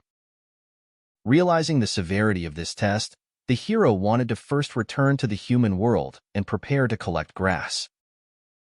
Suddenly, someone behind him started calling, saying that he had one more thing to do. These were sisters who also wanted to talk. Namely, they also needed smartphones to use them. With an arrogant tone, the guy exclaimed that he was a businessman, and therefore, if they wanted to buy a phone, they should offer something in return. With a smile on his face, he wanted to know what kind of toys these teenagers had. One of the girls offered a golden red pumpkin, and if he wanted, it could suck in whoever called his name. Another sister suggested a golden rope, and if he said so, she would tie anything and anyone. Such valuables were truly impressive, and the guy did not understand how he could exchange these treasures for a regular phone. In fact, these things were not real, but only imitation, and although their power was the same as the real thing, there was a difference in effect. Surprised even more, the boy was shocked that this was just an imitation, and he didn't know that there were such things in this world. In anticipation, the sisters were already waiting to see how they would receive brand new phones. Still, the cunning seller succeeded, although he understood that with such an exchange, he would only be at a loss. This invention of people greatly confused the sisters, and they did not understand why the gods did not create telephones earlier. Suddenly the guy realized that the goddesses did not know how to use these phones at all. But they, in turn, said that they would learn on their own and would use them as they saw fit, after which they began to leave. This upset the hero even more, because he understood that these ladies were very two-faced. In any case, the exchange was made, and it was necessary to use the items that he now had. Suddenly a friend called and said that he and the group were going skiing to Mount Panlong, and this was a great opportunity to meet girls. At that very second, it dawned on the guy, because he realized that he needed to visit this mountain. Because it is on this mountain that the very plant that needs to be collected for Lao is located. June. Sometime later, a seller of earthly goods found himself on a ski slope right in the middle of a mountain where the necessary herbs grow, and first he wanted to have a good time and then go for medicine. Meanwhile, a very beautiful girl called Jin Wuzhu, and all the guys continued to stare at her, knowing that she was the beauty of their faculty, and it would be nice if she was their girlfriend. The girl continued down the slope to catch up with her classmate. Rejoicing even more, the hero noticed her and realized that she was an old friend of his. But what happened next surprised him extremely, and he was literally scared. Because, having fallen from the slope, the girl knocked over the main character and did not even allow him to dodge and stay on his feet. Embarrassed by this turn of events, Lin Huang felt awkward because she did not want this to happen. After apologizing, she began to run away for fear that the reaction would be bad. But in fact, everything was in order, and the cunning guy even managed to assess the girl's figure. At the same time, the guy noticed that another beauty had arrived, and two guys had already approached her and wanted to teach her how to ride. The unyielding lady only asked them to leave. The insolent people noticed her alone and began to intrude, trying to join her. In any case, the girl had bodyguards and did not need help in this situation. It turned out that she recognized Jin Wuzhu and ordered him to stay where he was, reminding him of his duty. Then she decided to tell him that this young man is her boyfriend, and today he does not have bodyguards, so he needs to pretend to be her boyfriend, and she forgives him a percentage of the debt. The guys were disappointed, realizing that the girl was busy and it was better not to pester her. And it was true, so Jinwoo Zhu declared that she was his girlfriend. They were forbidden to touch the owner's food, so they had to stay or leave. The guy looked like a newcomer, but if they left, the beauty would lose a lot. Realizing that the guys were calling him out, the hero decided to argue, because he was not a newbie. At the Panlong Snow Mountain restaurant, events developed further. The insolent people had lost the bet, and the restaurant was expensive, and they wanted to figure out who this guy was on skis, seemingly floating in the air. The smart guy suggested that Xiao Yu enjoy the food because the other guy would pay for everything. The dissatisfied girl wished everyone a bon appetit and headed to her room to rest. Turning around, Lin Huang asked Jinwoo Zhu why he didn't go after his girlfriend, because she seemed unhappy. Then the hero explained that she was not his girlfriend, but just a lie, because he could not fall in love with such a girl. Meanwhile, the stranger was approaching the Snow Mountain restaurant with sinister intentions. The impudent man was creeping up to the building, trying to carry out his sinister plan, while the girl who demanded money from the main character was taking a shower. She had a strange feeling because she kept thinking about that guy. However, after taking a shower, she decided to let it go and went out onto the balcony to enjoy the fresh air. However, she had vague remorse and felt rather strange. Standing on the balcony, she thought that Jinwoo Zhu was probably together with Lin Huang, perhaps even on a date. Suddenly, she noticed a strange man nearby. Meanwhile, the main character with the moon scythe was looking for the herb of immortality, realizing that it was already close. Someone was gradually approaching the guy, trying to remain unnoticed. Turning around, he tried to find out who was watching him. Preparing to strike, the hero turned sharply to see who was pursuing him. It turned out that it was Shen Qing, and for some reason she was following Jinwoo Zhu. Screaming in pain, the girl wanted to know why he was going somewhere in the middle of the night and why he threw a stone at her. Denying, he only said that he was not sneaking, but simply could not sleep and decided to take a walk. Shen Qing recognized the lie when she saw that he was holding a shiny object and demanded to see it. Noticing that he was hiding something in his pants, she ordered him to take the item out. Running Jinwoo Zhu shouted that she should not touch this place, but Shen Qing did not care and wanted to see what was there. During the chase, the girl accidentally stumbled upon a stone and fell. Turning around, the guy didn't understand what was happening and why the girl was suddenly flying. Things got even worse for them because there was a slope in front of them. As a result, they fell down a slope and ended up in an unknown place. Luckily, they fell together and Shen Qing ended up right on top of the protagonist. At that moment, she had a feeling of awkwardness and pain from falling from a great height. Experiencing even more intense pain, the hero shouted with the last of his strength, urging her to retreat, as it was becoming difficult for him to breathe. Shen Qing decided that the guy was trying to take advantage of her and began to squeeze his throat, but in fact he only softened her fall. In any case, there was no time to argue now, because it seemed they were in a very dangerous place, and in any case, they should have called for help first. Yawning from fatigue, the hero decided to dial the number himself and began to slowly take out his phone. However, what he discovered surprised him, because he did not expect something like this to happen. After all, his phone was completely broken, and there was not the slightest possibility of calling anyone for help. Meanwhile, events were unfolding in the heavenly kingdom. Sister June noticed that the monkey she had been waiting for so long had come up to her. The monkey assumed that June had invited him here to share the immortal pills with her and called the goddess an old lady. The sisters were unhappy and immediately ran to the displeaser, calling him a rude man. The stranger then suggested that they were both still acting impertinently, which meant that he had not punished them enough previously. Even though he has already become a Buddha, he still solves all issues using his fists, and this time June invited him here to lend him something and give it to one person.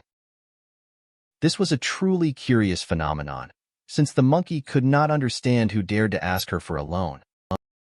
Moreover, he also did not understand why he should give his things to a stranger. Lao Jun explained that this person could defeat him in the future. Meanwhile, ordinary people were trapped, and Shun Qing was worried as she didn't know what to do next.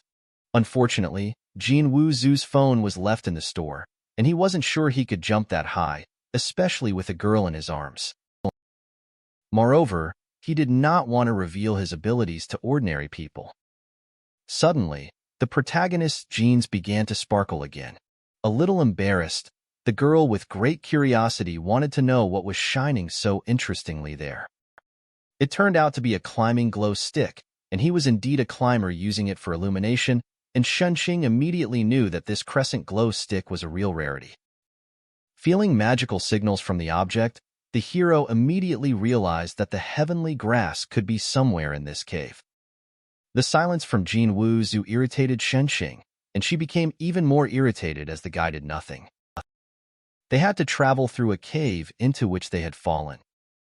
There was no need to worry, because if their friends noticed they were missing, they would call a search and rescue team, and if they kept moving, maybe they would find a way out. The surprised guy did not expect that Shunqing was afraid of the dark, and he exclaimed that he would protect her from everything. The embarrassed and frightened girl only replied that in fact he was afraid of the dark, and they should move on, since there was nothing scary. After some time passed, they explored the cave deeper, and Shunqing became even more frightened, asking the guy to go slower. Suddenly a terrible sound was heard, and the girl was very frightened by the unexpected noise in the cave. Seeing how nervous she was, the main character decided to tease her even more. Shunqing did not like this behavior at all, and her only desire was to get out of here and never communicate with the hero again. It turned out that these sounds were made by a monkey climbing nearby. The monkey had a small wound, but it was not serious. The little monkey was very pleased that the girl found him, and she began to hug her. But Jin Wu-tsu became jealous and grabbed the monkey to calm it down. The main character realized that this was an unusual monkey and asked her to show where her wound was. Looking at the monkey, Jin Wu-tsu remembered that 36 transformations had a method for resurrecting the dead, and he was not ready to use it yet and did not think there would be any problem in treating this minor wound. The surprised girl could not understand how he did it and healed the monkey in a matter of seconds. Realizing that he did not intend to tell about his secrets, the guy simply said that he had his own methods. The cute little monkey seemed to be trying to say something, pointing somewhere with its paw. At first, Jin Wu-tsu could not understand what was happening to this monkey, but Shunqing assumed that she wanted to show them the way out. And indeed, the monkey was glad that the girl understood him. It turned out that this monkey is intelligent and understands human speech, and in any case, there is no use in delaying here, so they should follow it. The main character could not even imagine that Shunqing, being a mafioso, could show such kindness.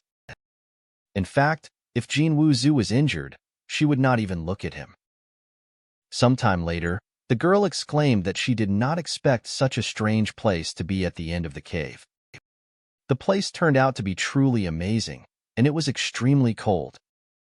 In her robe, Shunqing was very cold, because she was poorly dressed.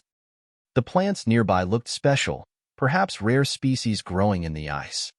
The plants themselves grew through thick ice, growing in incredibly cold weather. Suddenly the hero realized that this was the very grass that he needed so much. Out of curiosity, the girl decided to come closer to examine the flower. But the very second she stepped on the ice, she fell through, and it was in that place that there was very fragile ice. Feeling that she couldn't get out, Shunqing began to think that she was going to die here. Fortunately, Jin Wu-tsu was very brave and decided to save her from certain death. Swimming up to the girl, he began to reach for her hand to grab her and pull her out of here. A few minutes later, he still managed to pull the girl out and save her from death, which would have occurred in a few minutes in the icy water. Realizing that her and his clothes were soaked in cold water, he was afraid that she would not last more than a few minutes. Then he remembered that Sister June had said that this herb was filled with yang energy, so if he gave it to Xinqing, it could save her life. Although he took the heavenly grass without her permission, he could not think of anything else. The imperative need to perform this action is explained by the fact that Xinqing is in an unconscious state, and there is no other way out. Taking the herbal fruits in his hands, our hero began to transfer the medicine using his mouth. He did this deliberately to ensure maximum effectiveness of the medicine getting into the mouth. The effect of the medicine was instantaneous, and Xinqing instantly came to her senses and was embarrassed after the kiss she experienced. When undressing, the girl felt extraordinary warmth. The embarrassed guy asked her not to take off her clothes because of the possible danger. The girl literally rushed at him, and Jin Wuzhu loudly shouted for her to stay away. Meanwhile, Lin Huang heard a voice and realized that it was probably Jin Wuzhu. She couldn't believe that both Jin and Xinqing had disappeared at the same time, and despite a search party sent to look for them, she continued to worry and hope for their speedy discovery. At the same time, a clash broke out in the forest, which led to a fire. The unknown creature screamed that he would not forgive for the terrible act. The scoundrel sought to find out from the snowy and stubborn spirit where the fire grass of immortality was located. Even if the snow spirit dies, it will still not betray the fire grass. The insolent man continued to shout that in this world there is no concept of good and evil, there are only strong and weak. Based on this, he used fire magic, screaming for the creature to go to hell with his friends. The spirit instantly flared up as fire magic was cast on it. As he lit a cigarette, the scoundrel realized that he was wasting his time, already feeling the heat from the fire herb, and that he would discover it in less than 3 hours, becoming stronger than the 5 great demons with his demonic power. Suddenly, Lin Huang noticed the scoundrel attacking the fox.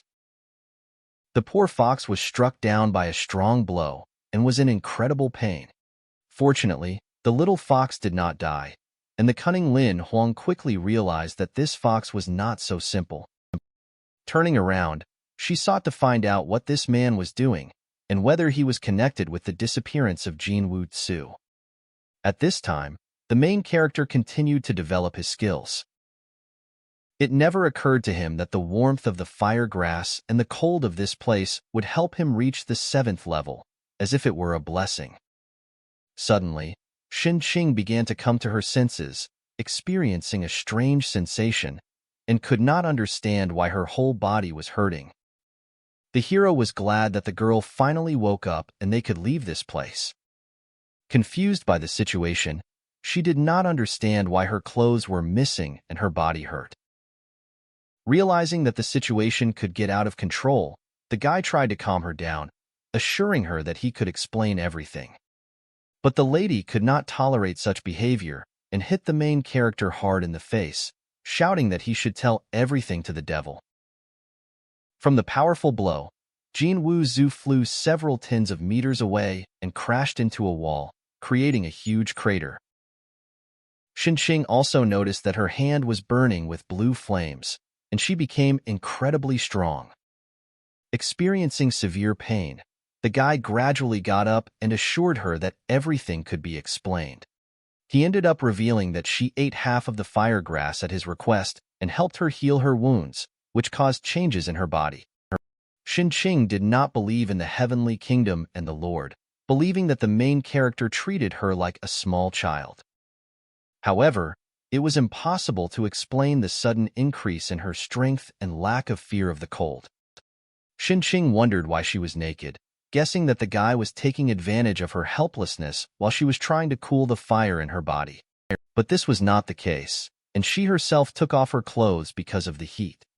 Suddenly, the monkey ran forward, making strange sounds and attracting attention. They noticed that the monkey was trying to trick them, and since Xinqing had recovered, they needed to leave the place as soon as possible. A few minutes later, they found themselves in the forest where they had been before. It was already dawn, and their disappearance was probably already known, and the parents of the Xinqing family were probably looking for their bodies. An instant explosion attracted the attention of the heroes, bringing with it something unusual. The explosion took on strange shapes as it approached the couple trying to leave the scene. To avoid danger, they rushed in all directions, moving away from the center of the explosion and avoiding the fire. It turned out that behind all this was the scoundrel, who knew about the girl's firegrass and her supernatural power. Approaching closer, he sought to take possession of the firegrass, which the main character and Shen Qing had obtained so difficultly. The hero caught the scoundrel's aura and realized that there was an evil spirit in front of him. The demon demanded to give him the firegrass, offering in return a quick and painless death. Without hesitation, Jin Wuzhu apologized and said that the firegrass had already been eaten, and if the demon wanted it, let him look for it in the toilet. However, the demon was cunning, realizing that if they had already eaten the firegrass, then now he was obliged to eat them. This inspired the guy, as he was ready to test how much his skills had improved. The demon, suspecting nothing, attacked, using his magic at full power. This was a demon of the 5 elements who didn't understand how a mortal dared to talk to him like that. Suddenly another guard appeared, shouting that he would destroy the demon. The demon did not accept this outcome, realizing that some parasites were attacking him again. For him, these were trifles, and he easily stopped the guard's sword. Using his fire fist, he tried to hit the knight. It turned out that the fire demon who killed their father was standing in front of them, and they couldn't just stand there without taking revenge on him. The mentors did not want the demon to escape, and decided to destroy him on the spot. Meanwhile, the couple, amazed by what was happening, watched, not understanding who these people were and why they were flying, but they were interested in witnessing this event. The demon realized that the monk he killed was the father of one of the attackers, and he realized that he should wait a little longer to take part in this duel. The guards did not want to let the demon leave, deciding to rid the world of such a villain. The girl launched an attack on the demon, using a hurricane and thunderclaps. Hurricane and thunder struck the villain, leaving him unable to resist. Working together, the guards thought they had the demon under their control and began casting new thunder and hardening spells. Watching what was happening, the demon considered the performance impressive, even intending to leave their bodies untouched. The demon decided to put an end to the attack by using a devastating blow called Raging Flames against the attacking guards.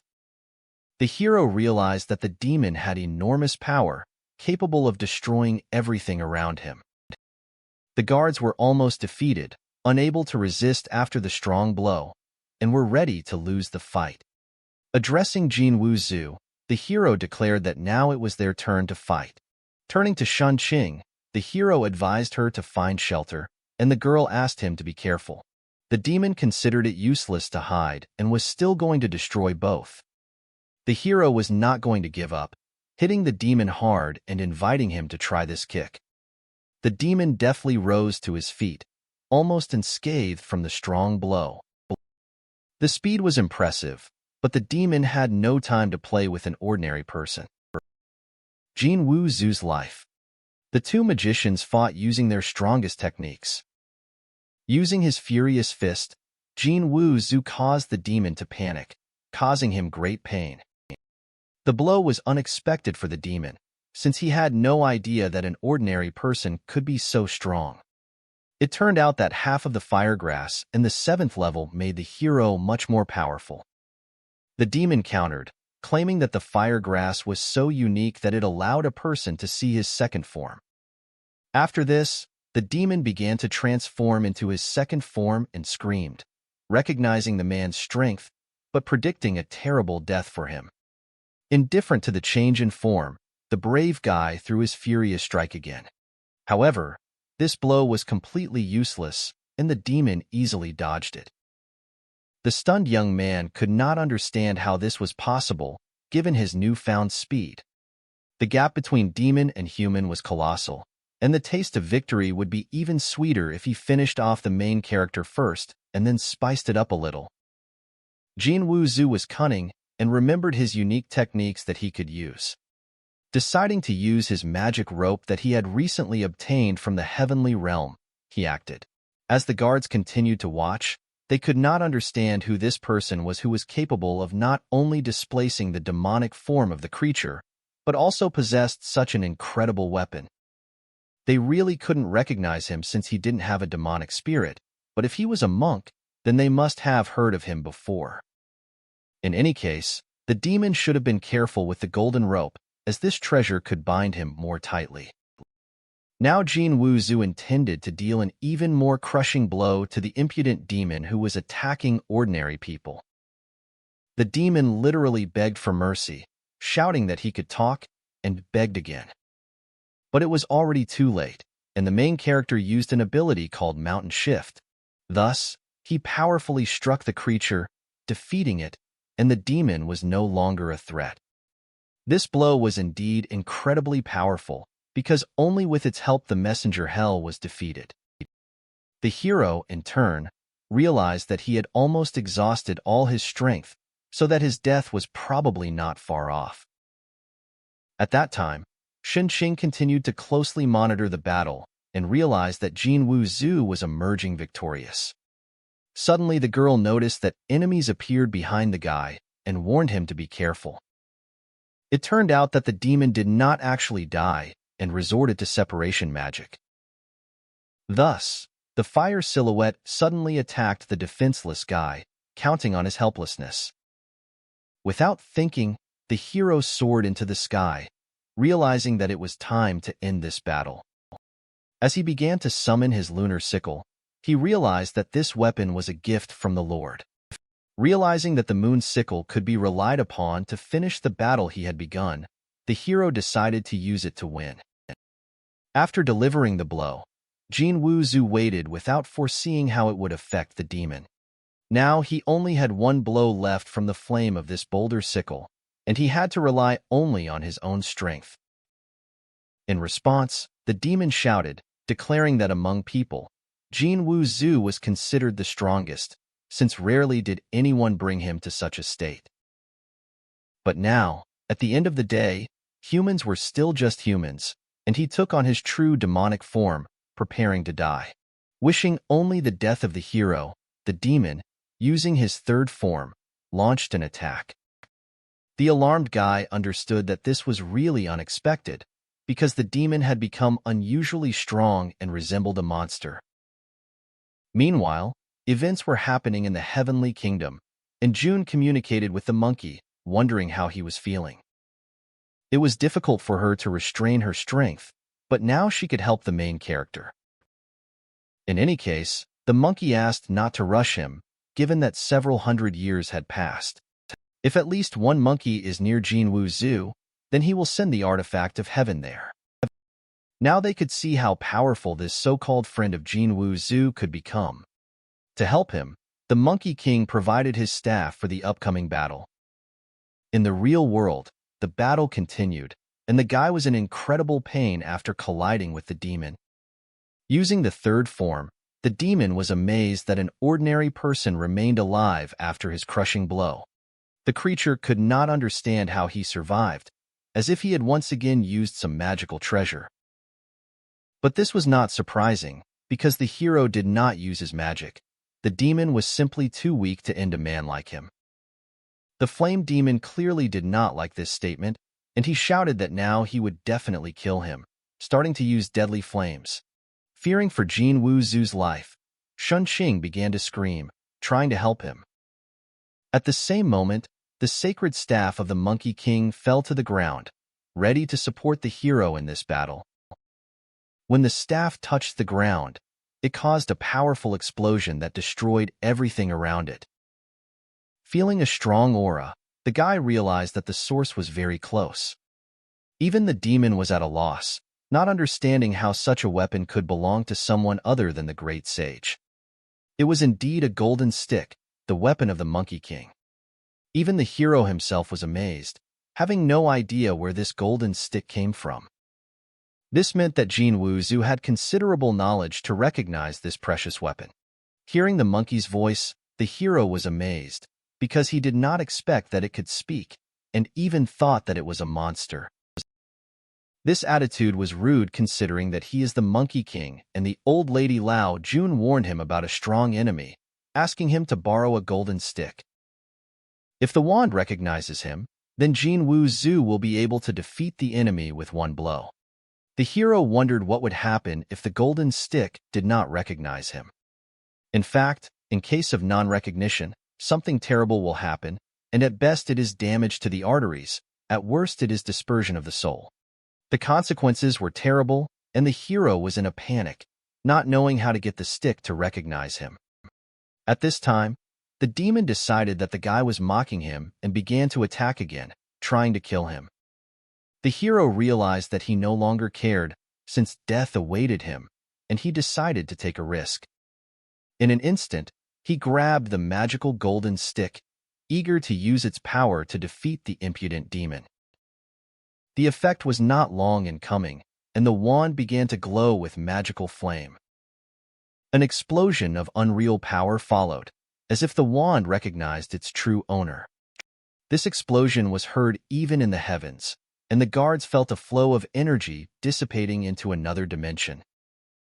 Xiang Yang instantly recognized that this was the power of the Monkey King, Wukong.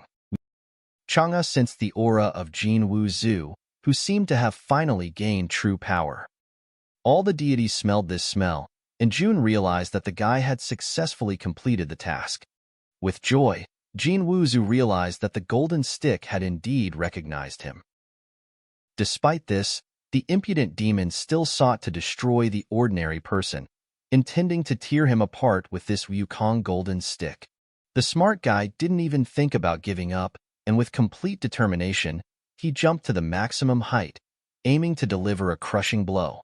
Waving a magical golden stick, he intended to rid this world of such a creature as this demon. When the blow was struck, the demon could not even immediately realize what was happening, and he only felt a slight tingling in the scalp. Then the full force of the force hit him, and he began to fall to the floor, realizing that he could not resist such force. Despite the difficulties of using this wand, the hero easily completed the task and won. It turned out that the magic golden stick transfers the power of the one it absorbed. This surge of strength made Jin Wu Zhu feel much stronger. The old demon was outraged that an ordinary person could absorb all of his flames. He not only absorbed the flames, but also began using them against his own opponent. The frightened demon began to feel violent pain and screamed in pain and heat. All this happened because the demon had to learn in childhood that playing with fire is bad, and if he doesn't listen to his mother, he will wet the whole bed, which is what happened after losing this battle. The lifeless demon could no longer move, and now he was truly dead. Watching the demon, Jin Wu Zhu realized that he could deceive him by pretending to be dead. It actually happened. The demon retained his powers and used his double to escape, and now he wanted to figure out who the hell this guy was. Suddenly, someone behind them spoke to the demon, addressing him. The main character used another artifact given to him earlier. With the help of this artifact, he managed to seal the demon inside the container that he held in his hands. The magic pumpkin turned out to be an amazing artifact, capable of absorbing even such a powerful demon. The demon was finally banished from this world and sealed into the golden gourd. Even though it was just a replica, it was great at dealing with weak monsters, so it was better for the demon to stay there. With the realization of his victory, the hero had already begun to think about meeting the Celestials. Suddenly, he was overcome by strange feelings, as if his strength was leaving him. Cringing in pain, he began to slowly fall, feeling his weakness and powerlessness. Friends immediately rushed to the hero to help him in this difficult situation. It turned out that he had fainted, and his relatives tried to bring him back to consciousness. In the battle with the succubus, the hero used the flames of the spiritual grass, which affected his energy, and a thorough recovery was required. The frightened girl begged the creature to help the guy, to save him from inevitable death. Despite stealing the celestial grass, he remained a benefactor of their clan, becoming comfortable with the succubus and becoming their friend. The forest spirit transformed into a girl, ready to help the hero survive. Since only spirit blood could suppress the inflammation, he agreed to her proposal. For the first time, doing this, the spirit asked the hero to be especially gentle. The guy decided to bite the forest spirit to taste its blood without thinking for a long time. The confused spirit asked to do it more slowly to avoid possible death. The sight was so embarrassing that Lin Huang could not bear to look at what was happening. At this time, Xinqing ran to the scene to find out if Jin Wuzhu managed to survive. However, what she saw really amazed her, because she did not expect to see something like that in the forest. The hero continued to drink blood from the forest spirit, and he shouted for him to continue. After some time, events developed in the city hospital. The main character was lying in bed, having survived a difficult encounter with the help of a forest spirit. He couldn't believe that while fighting the monsters he didn't get seriously injured, and once he was hit, he was sent to the hospital. Xinqing decided to stop him talking by gagging him with an orange.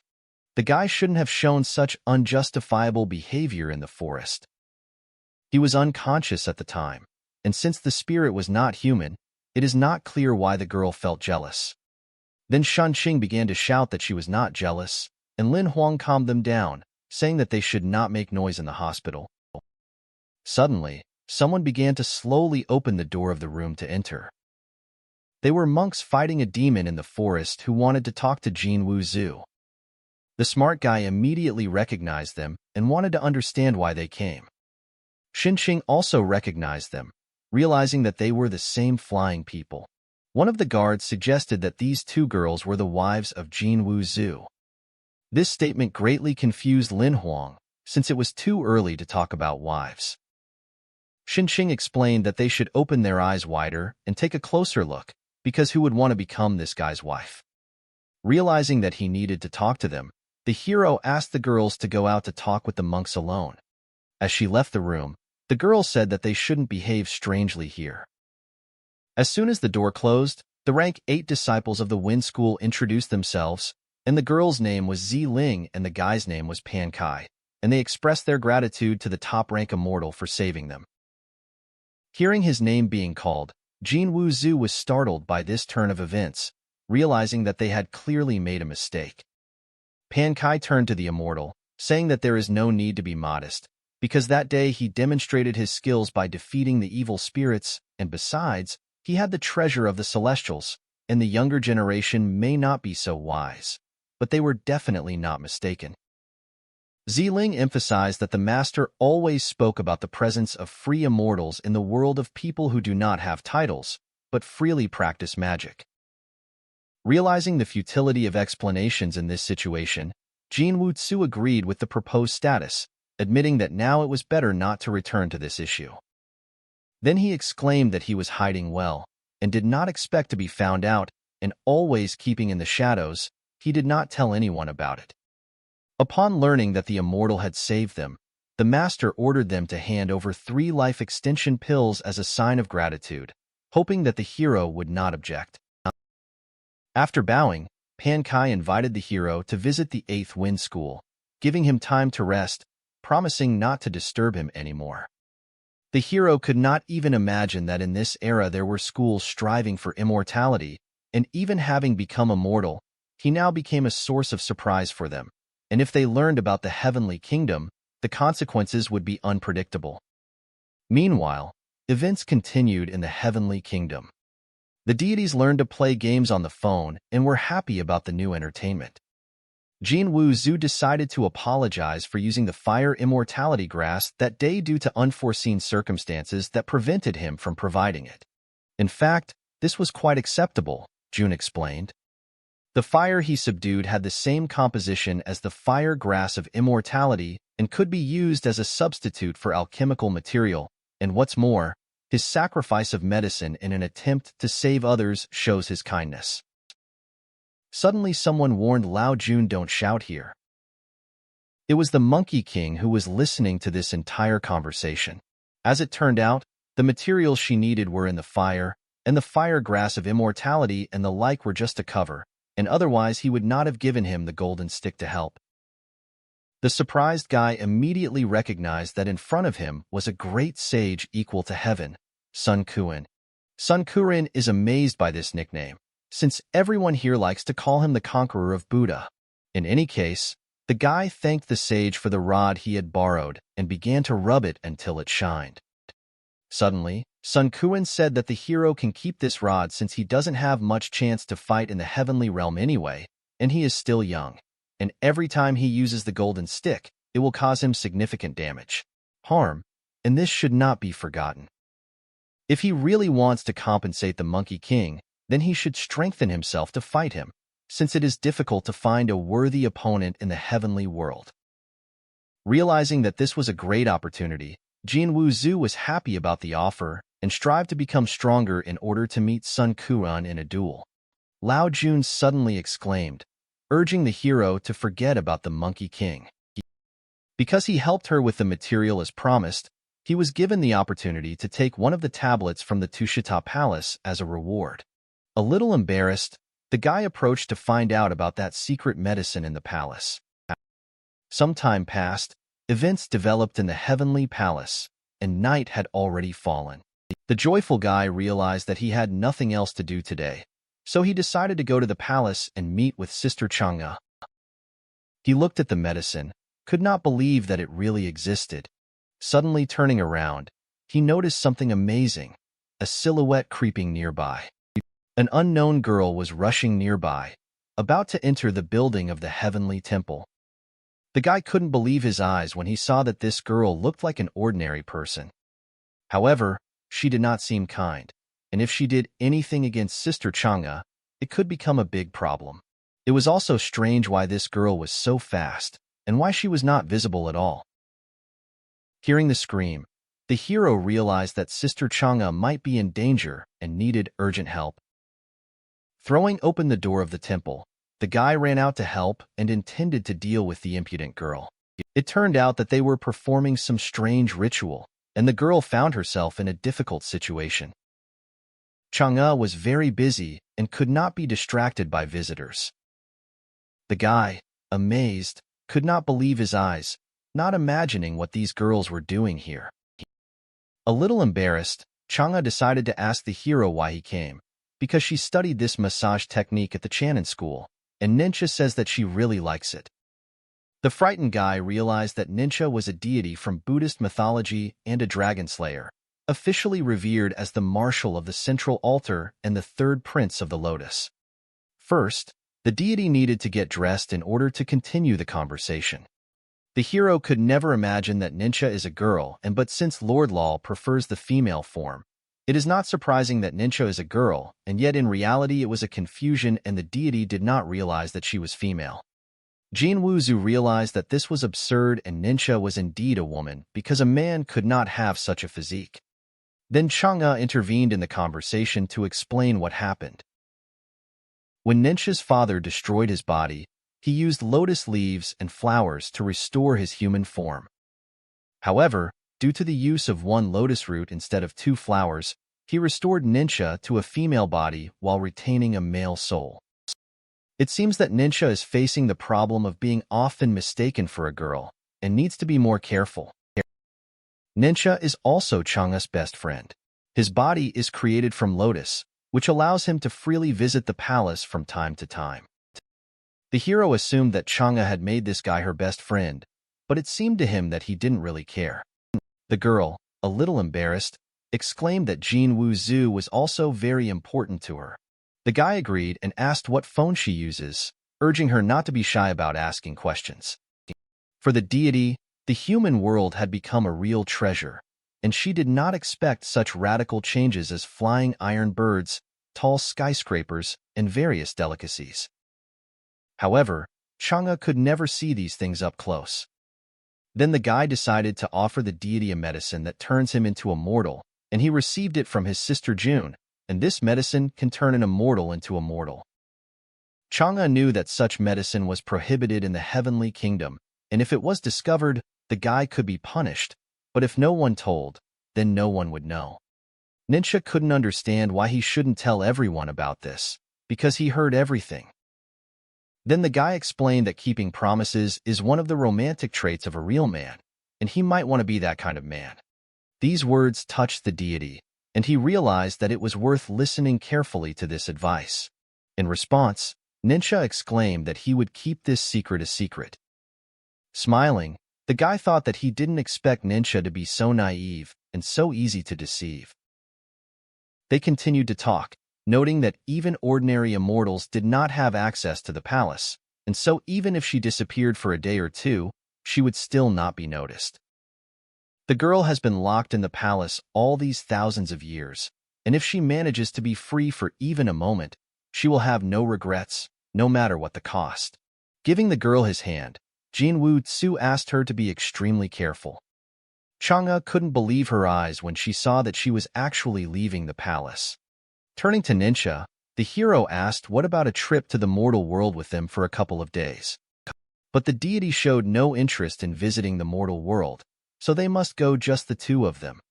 At that moment, the hero noticed that a flower suddenly blossomed on Ninja's head.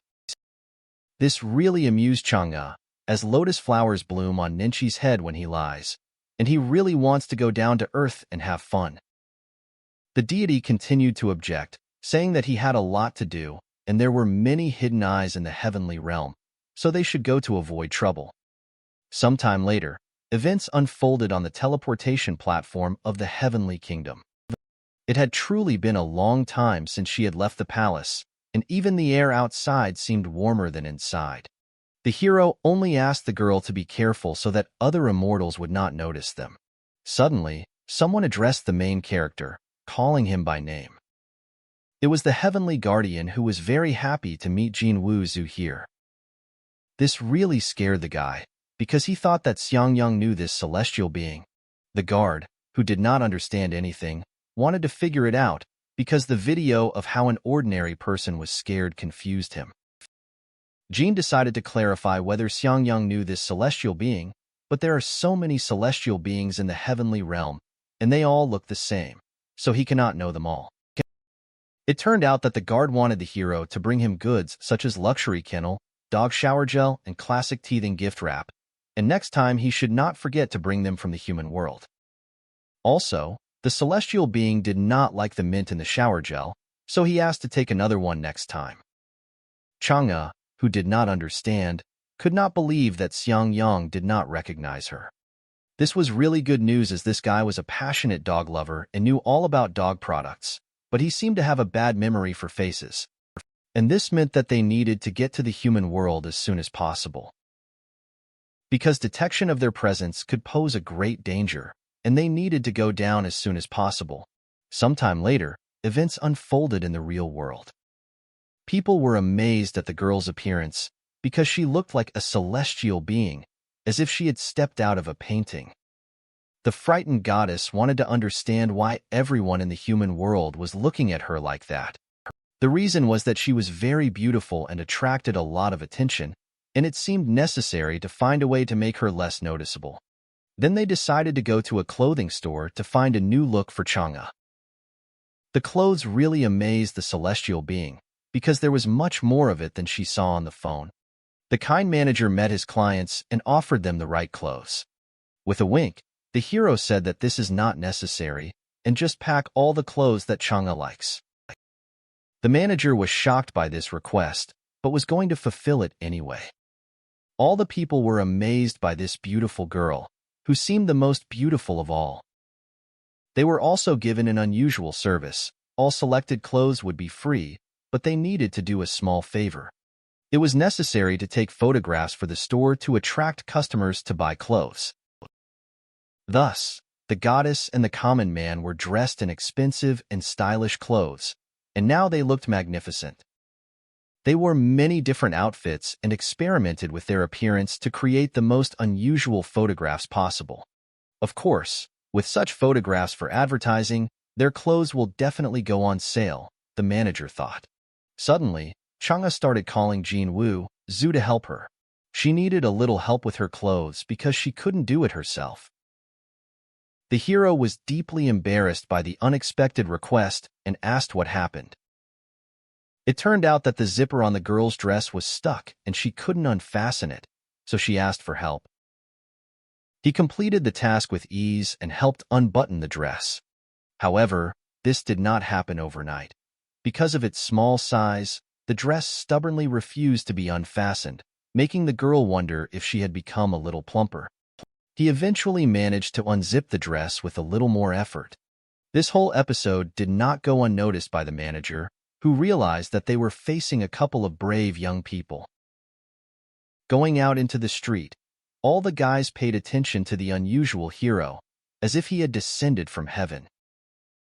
Looking at her clothes, the girl thought about how short her dress was and how others looked at her. Jin Wuzhu decided to calm her down, explaining that in their world, such a dress length was quite normal, and her beautiful body should not be hidden. The embarrassed goddess decided to ask the guy's opinion about her outfit, and he liked everything she wore, regardless of the style. Despite his confident words, Chang'e remained distrustful and was not ready to believe him. Suddenly a guy approached them, introducing himself as a talent scout from an entertainment company and offering the girl a chance in show business. In response to this, Jin Wuzhu came to her defense, refusing the offer. The impudent man only exclaimed that he was talking to a girl and inquired about who the hero was. By answering that he is the girl's agent and solves all her questions, the main character caused surprise. The girl confirmed his words and added that she unconditionally follows her agent. This seriously angered the enterprising guy, realizing that he was ahead in this game.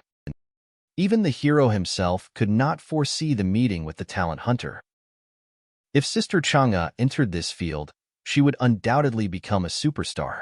Then, as her manager, he could earn a lot of money. Looking at her agent, the girl realized that he had again begun to think about something strange. At this time, Lin Huang and Shun Qing were heading to the store, eager to speed up.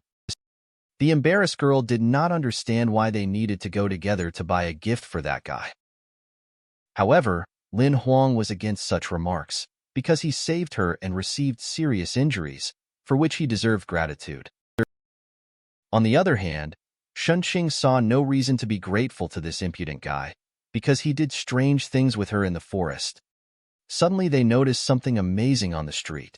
It turned out that they saw Jin Wuzhu walking down the street with some girl. At the same time, they could not help but notice how beautiful this girl was. This behavior alarmed the girls, because first he did something with them, and now he was walking with another girl, as if he had completely recovered. Meanwhile, the hero decided to invite his sister to visit the university with him. Although she didn't know what a university was, it didn't matter where Jin Wuzhu went. She went there too. Suddenly a girl came up and asked what would happen if he died. It turned out that these were the same girls, and the hero immediately wanted to know where they came from. At first, Shin Qing expressed dissatisfaction and asked if they were interfering with their so-called date. The hero immediately began to make excuses, saying that this girl was his cousin. And then Chang'e decided to find out who these girls were who joined them. As they got closer, the friends noticed how beautiful this so-called cousin was. They immediately started asking her a lot of questions because her skin looked great, and they wanted to know what beauty products she used because she looked like a star. Laughing, the guy asked if they really seriously thought that Chang'e was his girlfriend. Meanwhile, someone was watching all this and saw who that mysterious figure really was. The creature felt that the celestial being was nearby, and, moreover, now she was very weak. The demon began to reflect that today was truly an auspicious day, and if he could absorb her, then the Witch Claw clan would be restored. Sometime later, events continued at the university. The girls talked among themselves. The hero was indignant at the fact that they bought a lot of things, and the bags became very heavy. However, Shun Qing believed that these complaints were useless, because it was an honor for him to go shopping with the three beauties. Laughing, the guy noticed that he saw only two beauties here, Sister Chang'e and Lin, and the third beauty was nowhere to be found. This angered the girl even more, and she literally began to strangle the hero, shouting that he was wrong. Suddenly the guy turned around, sensing a dark aura that was nearby. And it was true, and the witch was approaching very close, preparing for a terrible deed. This whole plan was designed to kidnap the celestial and kill him in order to gain all his power. Angry, the hero realized that even in this city there is an evil spirit. The girls were shocked by this turn of events and ordered Jin-woo, Sue, to save the poor sister. Although the guy's flying skill was not the best, he would have to use it. Raising his hand, he began to summon the golden stick to help him in battle. Suddenly looking at his hands, he realized that he had used up all his spiritual power last time. Suddenly, an old man came up behind me and said that this was a very familiar feeling. Since he smelled the golden staff, he was not mistaken in realizing that Jin-woo Zhu was now the owner of the legendary golden staff. The main character immediately realized that this old man was a local deity and asked him to tell him where the nest of this evil spirit with wings was located.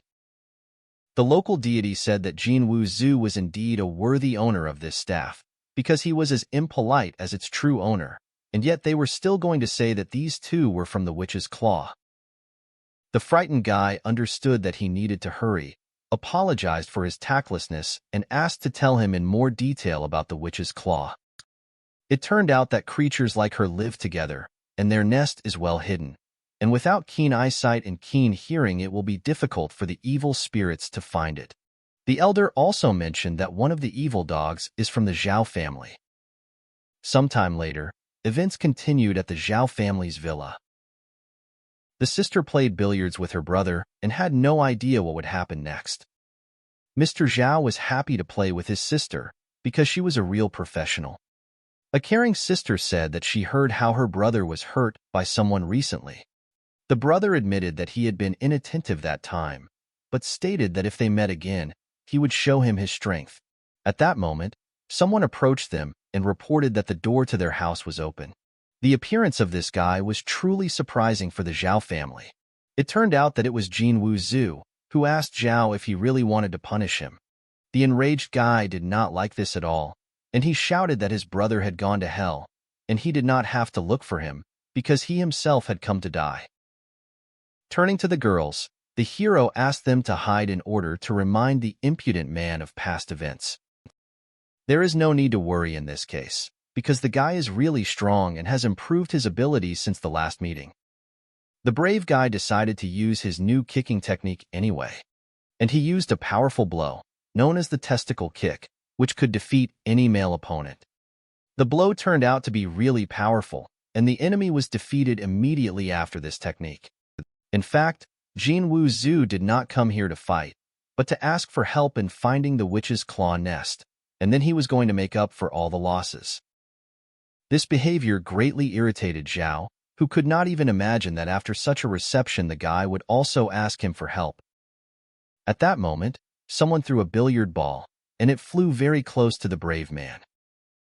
The thrown ball really had incredible power, because as soon as it stopped flying, it got stuck in the wall. It turned out that Sister Zhao threw the ball to scare the main character.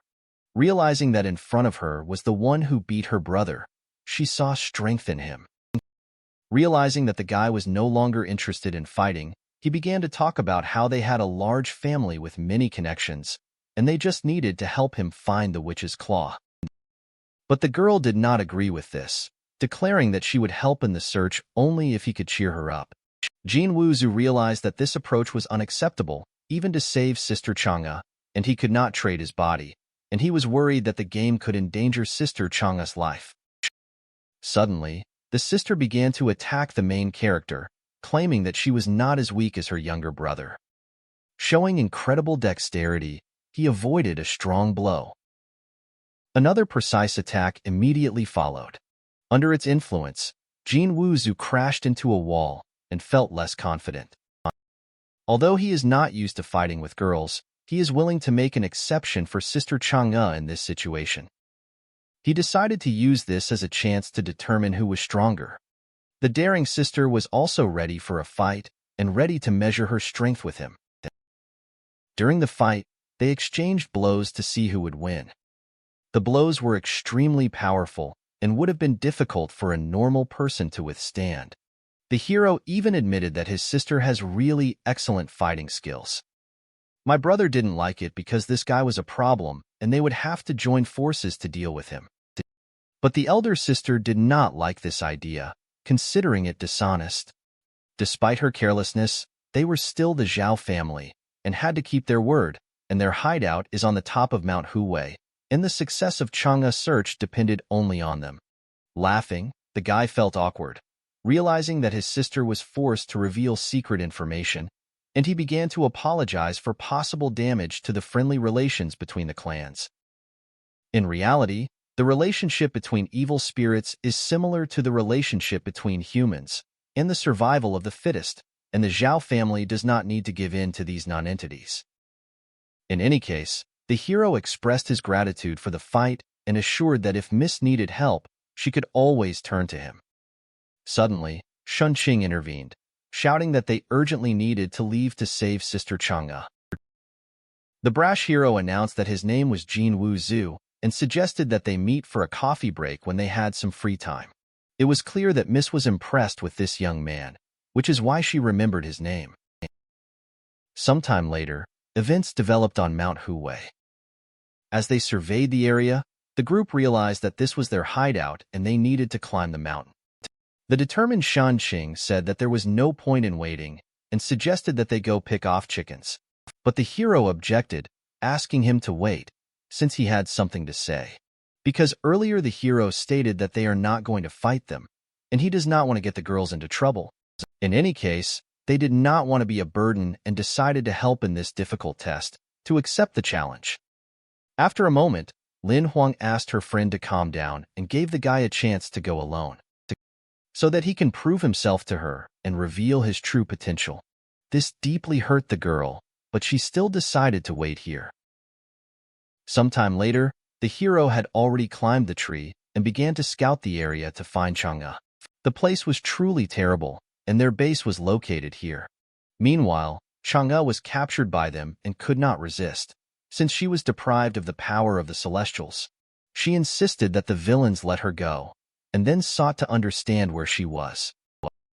It turned out that the servants brought the Celestial to the queen, telling her that they had caught interesting prey.